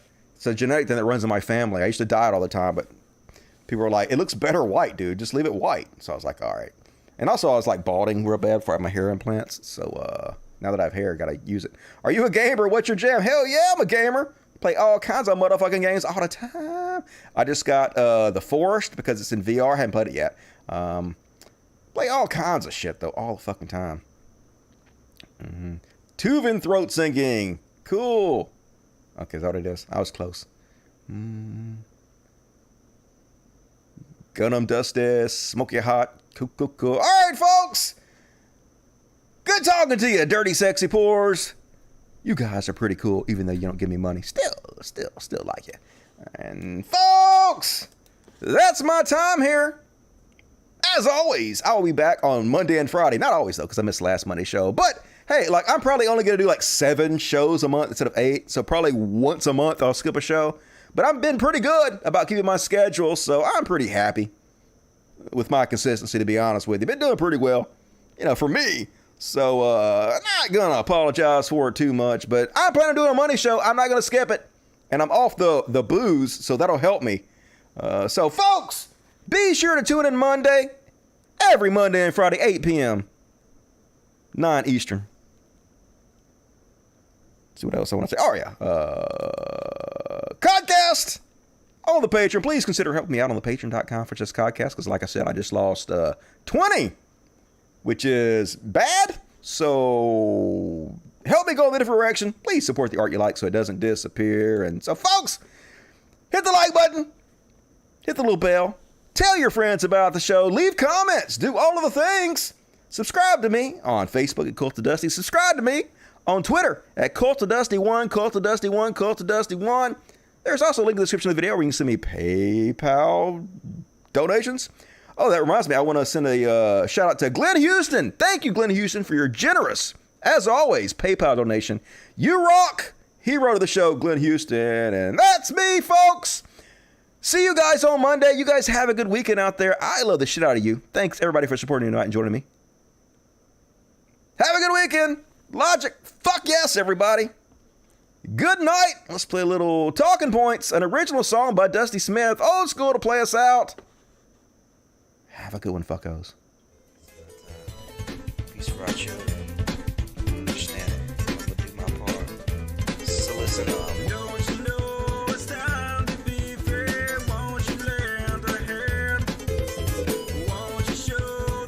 Thank you, MJ.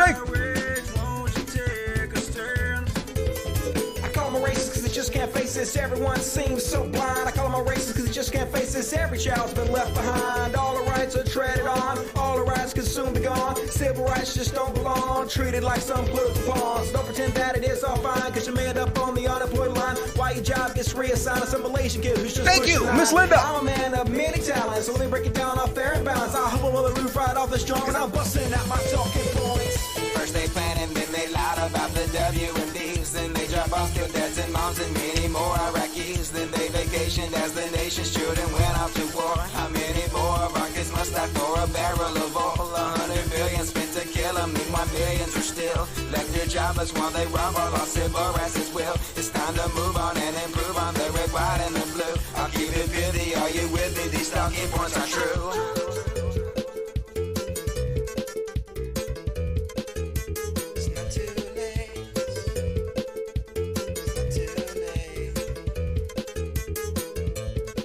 It's time to judge my soul, when it's time to pay that toll.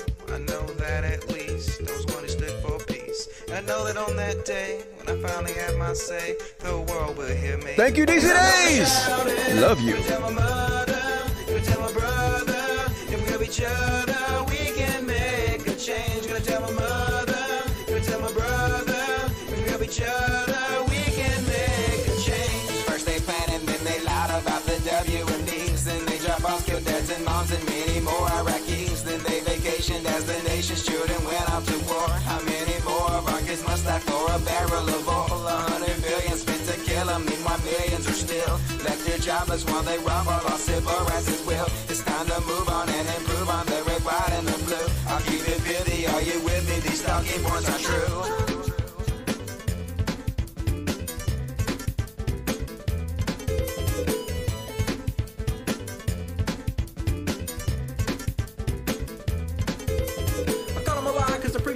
Spin the words like a top. I call them a lie cause it just never ties. Spewing their propaganda non-stop. Every day it's a single song. We're the right and you're the wrong, but never fear, we will fight on. We'll keep speaking truth until you're gone. In the end, one thing is true, we're the ones looking out for you. I hope we'll the roof right off the storm cause I'm busting out my talking points. When it's time to judge my soul, when it's time to pay that toll, I know that at least there was one who stood for peace. And I know that on that day, when I finally have my say, the world will hear me. Cause I'm gonna shout it. You tell my mother, you tell my brother, if we love each other,